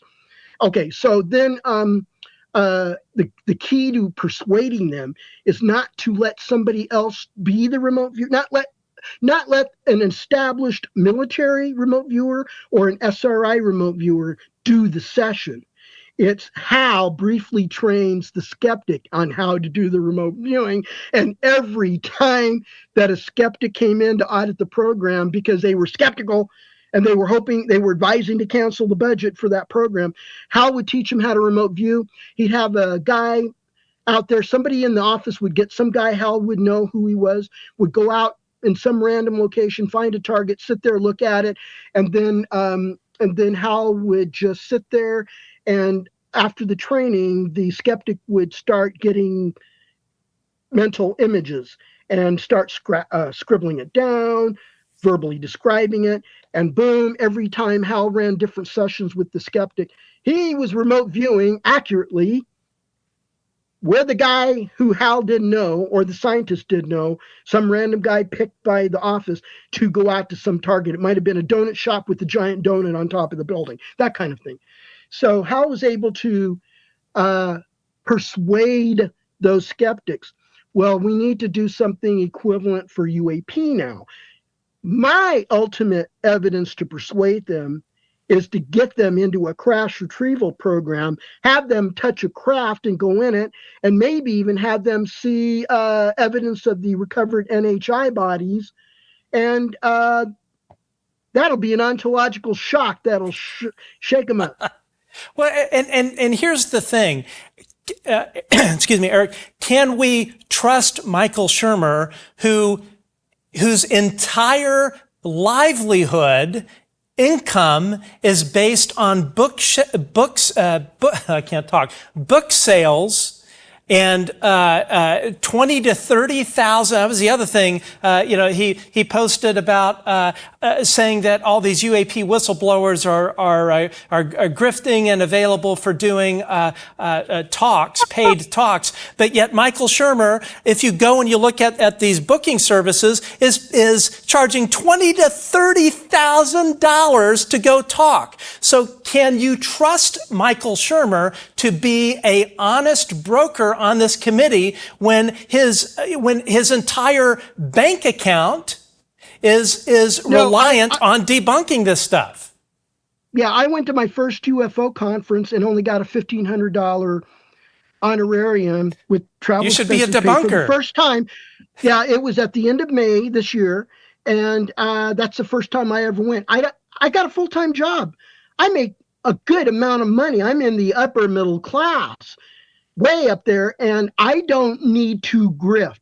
I'm not looking to write a book, although people are pressing me to write a book. I probably have less information than Lukatsky and Stratton have, and Lou's book imminent too. So no, I'm not looking to make money on it. As a matter of fact, I don't make money on it. I just was given a courtesy honorarium. It was $1,500 plus the travel expenses, and that's the first one I've attended since 2013. The 2013 one was the International MUFON Symposium that year, and the previous time I went and got it, and they gave me an honorarium. No, they did not. They did not pay me even an honorarium, but they paid my travel expenses.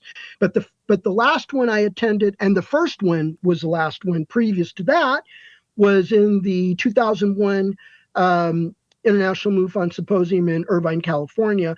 I did not collect an honorarium, but they covered my travel expenses. And that's it. So I don't do the UFO lecture circuit. I don't have the time.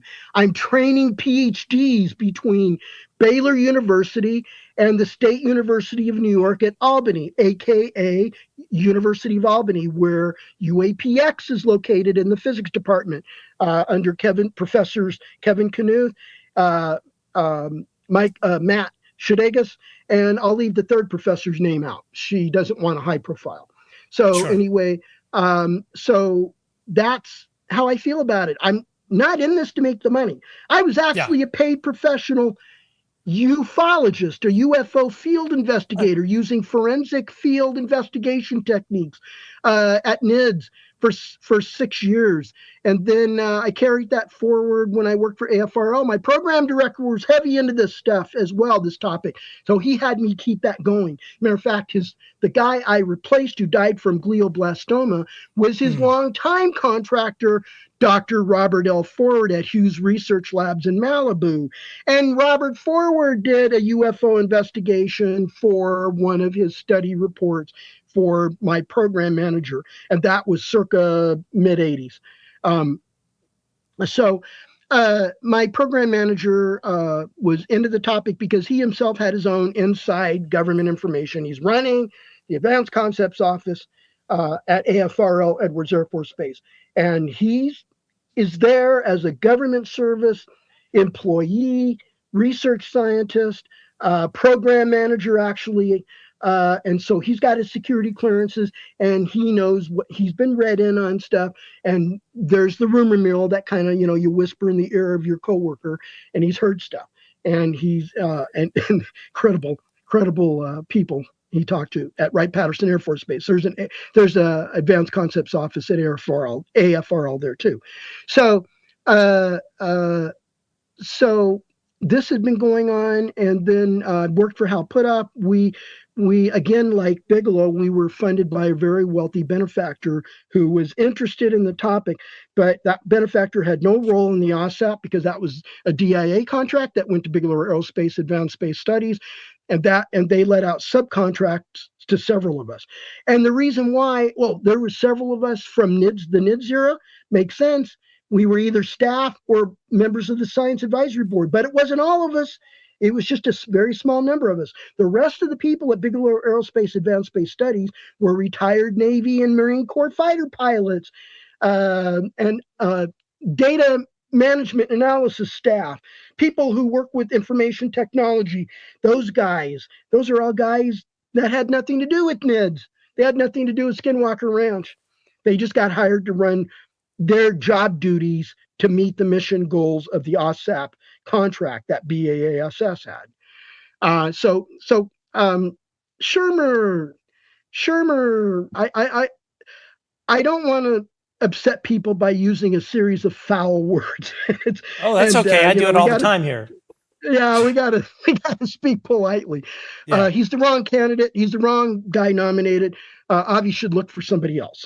If Avi wants me to give him a list of prospective replacements, I'll be happy to. And I will not necessarily go with anybody in physics. Although I have physics people I can immediately pick, like an American physicist at CERN who would be a great skeptic. I think he's too biased, but he's now Michael Shermer.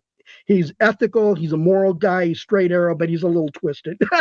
Yeah, that's what people say about me. So cool. So anyway, there are people in psychology, psychiatry, other medical fields, material sciences, other fields of engineering, physics, mathematics, astronomy, astrophysics. There are people there that have not made contact into it. They may have read popular literature about UFOs, but they don't. This isn't their thing.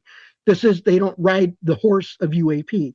So they would be great for Avi. He needs to have somebody who's removed from the UAP field, in my opinion. That way they won't suffer from some form of cognitive dissonance in the pro or con direction. He wants them unbiased. Yeah. Yeah, and not charging $20,000 and $30,000 to give talks, some of which are certainly about debunking UFOs. Well, Eric, I have to say this has been one of the most enjoyable interviews I have done in quite some time. We've blown way past your heart out at 3:30 Pacific, and unfortunately we won't be able to get to all of the questions. But I am just truly grateful for your candor and the generosity of your time. I know everyone watching this show certainly is, and we appreciate everything that you've done on this topic.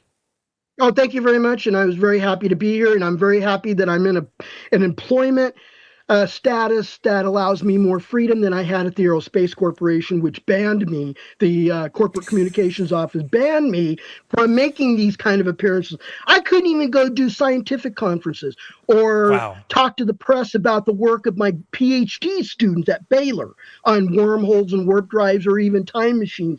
Couldn't do it. That's all general relativity with a mixture of quantum field theory. They wouldn't let me do that. They had a problem with a famous celebrity scientist getting hired by the company, and that individual brought a lot of the political and public controversy his work engendered into the company, and they had to manage that somehow.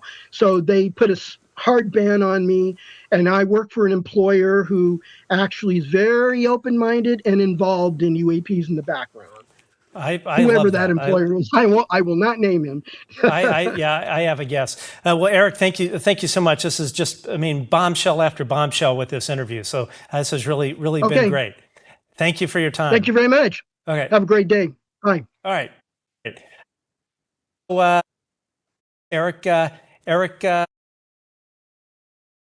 Scrolling through the prompter. I just want to wrap up a couple of things. Firstly, apologies for not being able to get to all of the questions.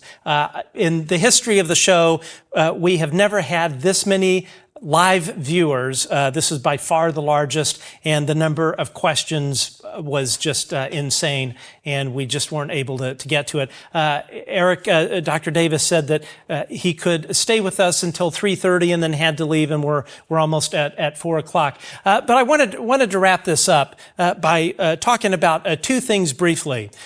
This science advisory panel, of which professional debunker Michael Shermer is on. In my personal opinion, you cannot trust a guy whose livelihood is based on debunking this stuff. $20,000 to $30,000 speaker fees.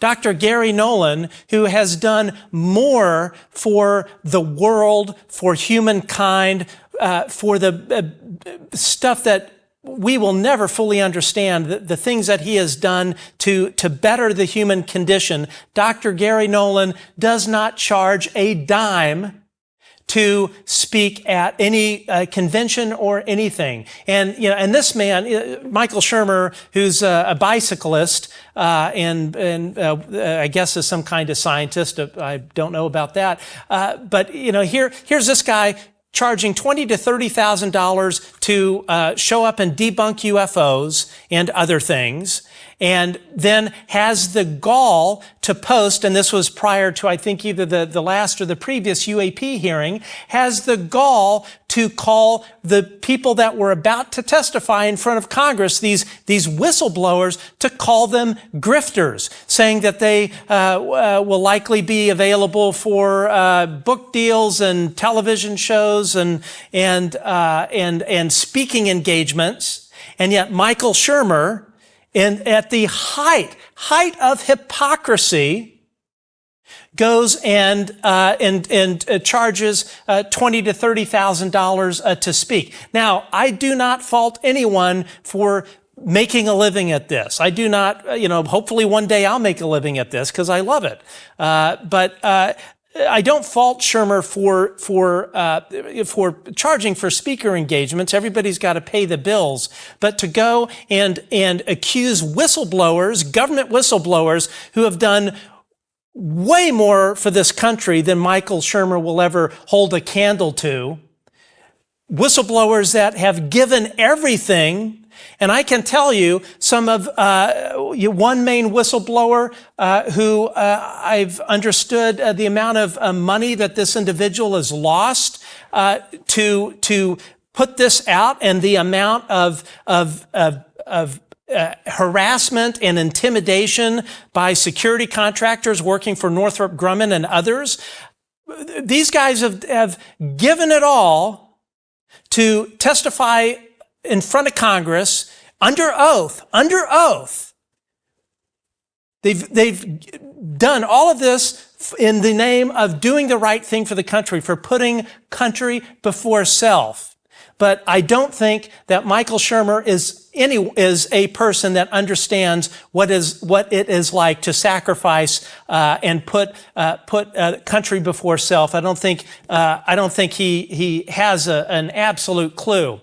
And I recently shared a very personal story of what my mother shared with me 6 months prior to her passing about she finally told me she had a UAP encounter with beings and everything, and she kept that to herself her entire adult life, not telling anyone, her parents, her siblings, her husband, myself, and my brother, until 6 months prior. And the reason that she didn't do that is because she was worried about what people would think about her. She was worried that people would think that she was crazy. She told me that. I will never forget it. She's sitting in her wheelchair, God bless her, 6 months prior to passing. And it is because of people like Michael Shermer, because of people like Mick West, because of people like Neil deGrasse Tyson, these charlatans that do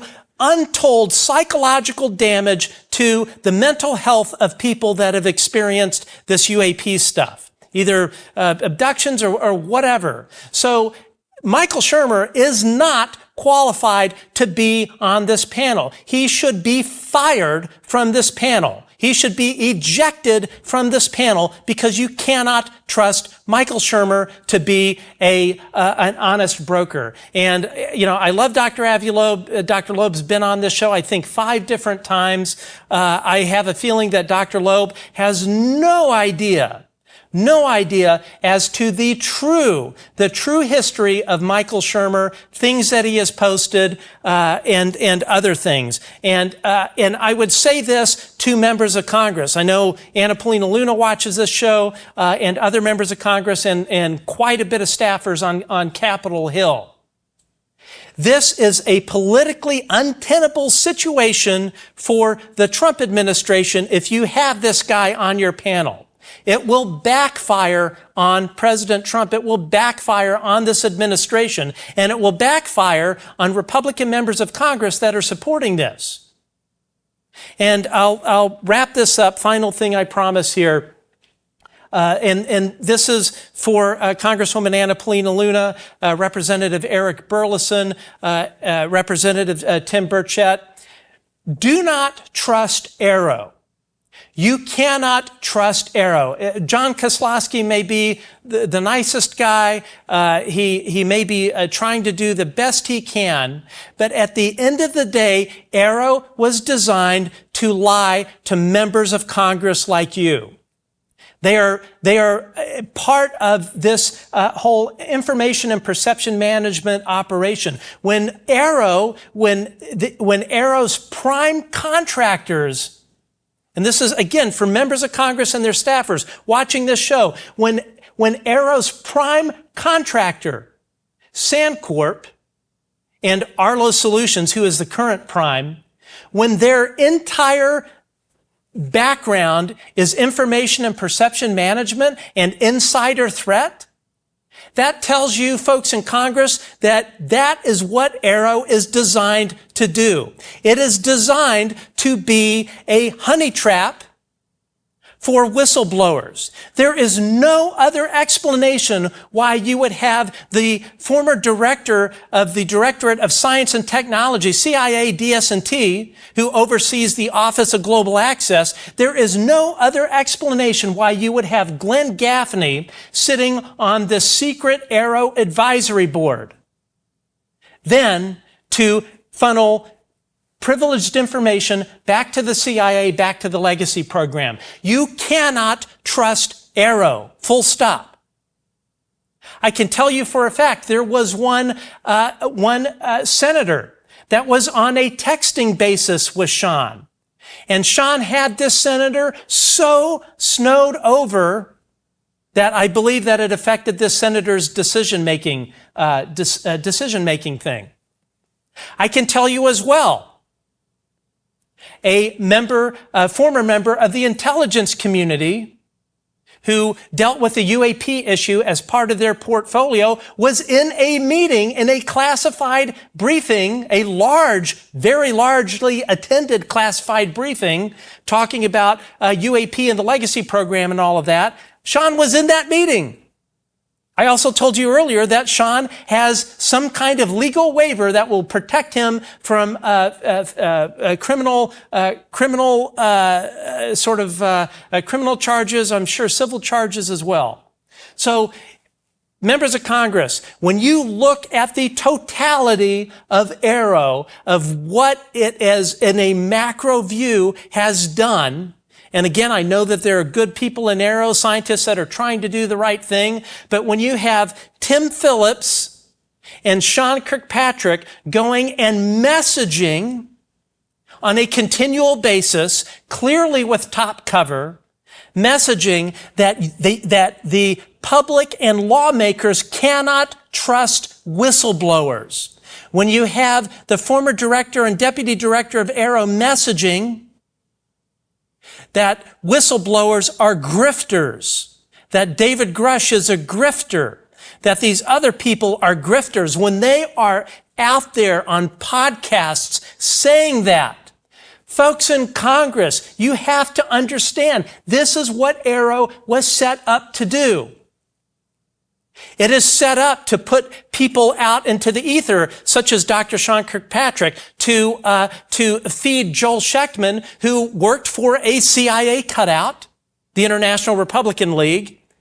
Joel Schechtman, who worked for IRL, who is one of the Wall Street Journal authors. Aruna Viswanathan, whose sister is one of the key legal counsels for Northrop Grumman. You cannot make this shit up. So members of Congress, you cannot trust the intentions of Arrow whatsoever. It has nothing to do with Dr. John Kozlowski. Although we just found out that Dr. John Kozlowski, his mentor was I guess Glenn Gaffney. That was Sean Kirkpatrick's mentor was Glenn Gaffney. And we found out that John Kozlowski worked on the UAP task force. That was news to me.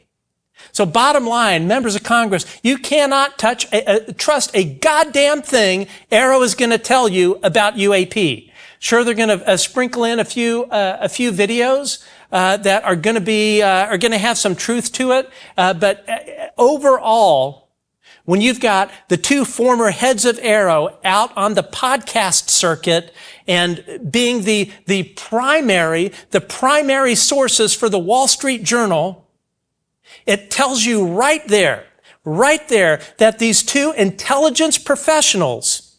And let me back up a bit. Tim Phillips, the former deputy director of Aero, said on a podcast that the government is in possession of craft the size of Klingon battle cruisers that look like UAP.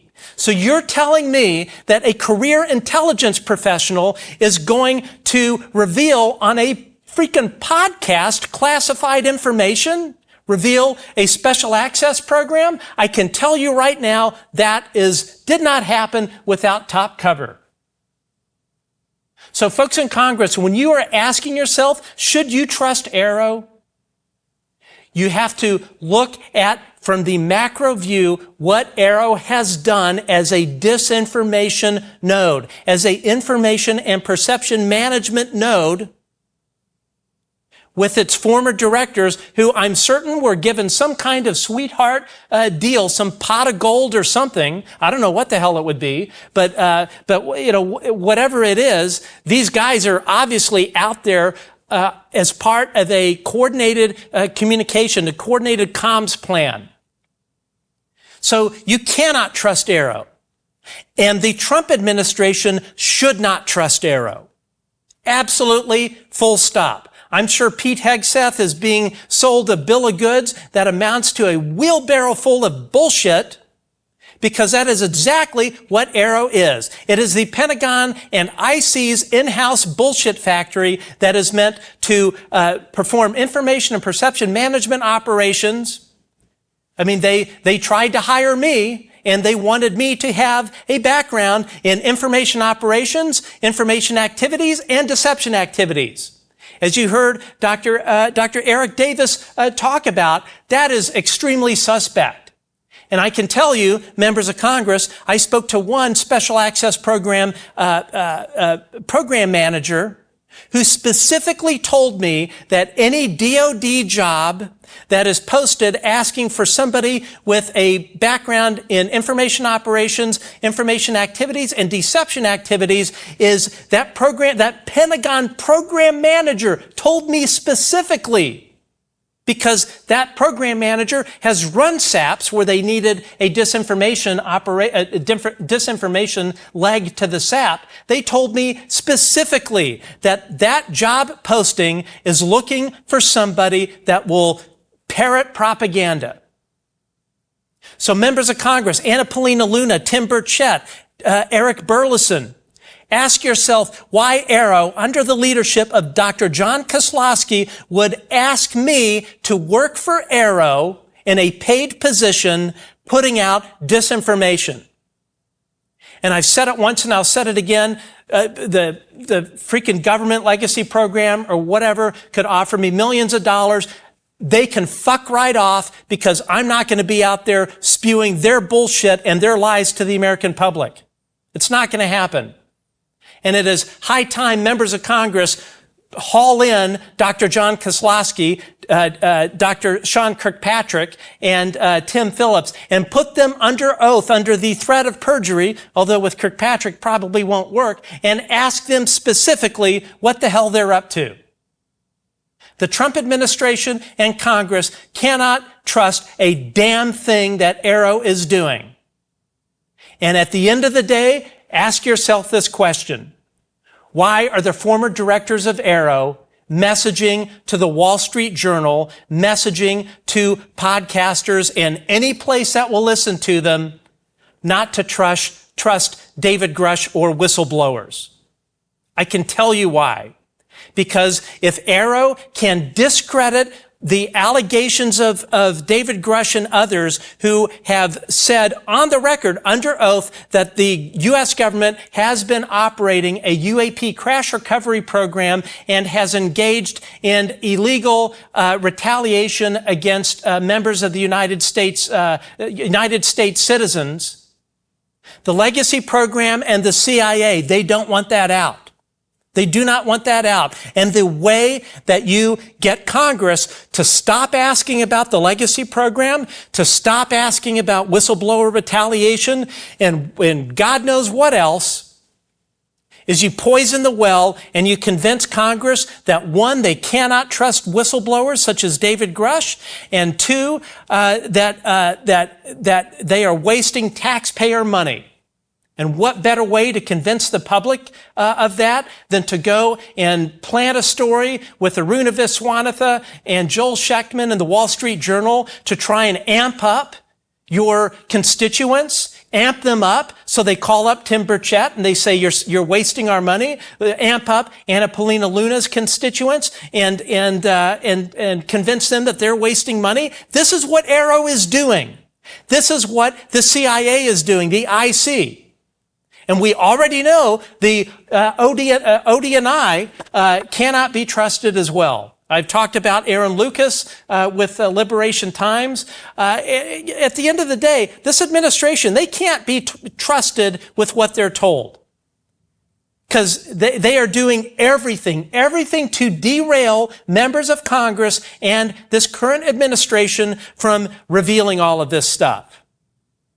So members of Congress, listen to what I say. Trust me. This is coming from a place of knowledge. This is coming from a place of a lot of folks with clearances coming and talking to me about this stuff. Don't trust Aero. And John Kozlowski his job is to carry the water of OUSD, INS, and the Pentagon. He has no other choice. Don't trust Aero. Don't trust ODNI. They are disinformation operations. They are a disinformation operation. And again, why would they try to hire me and want me to push out propaganda? That is your answer right there why you cannot trust Aero. It is a in-house bullshit factory, full stop.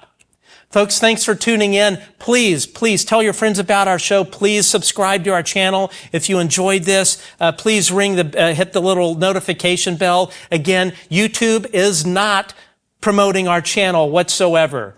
And on Patreon, if you want to become a subscriber, we literally only are getting $200 a month from Patreon. A few $100 depending on the month from YouTube and the podcast, and we are barely making ends meet on this show. So if you find what we're doing here valuable, please consider becoming a financial supporter. Thanks for spending your Sunday with us, and remember, Aero is a bullshit factory. They are meant to throw whistleblowers under the bus. They are meant to deceive Congress, and you cannot trust a goddamn thing Aero says. Full stop.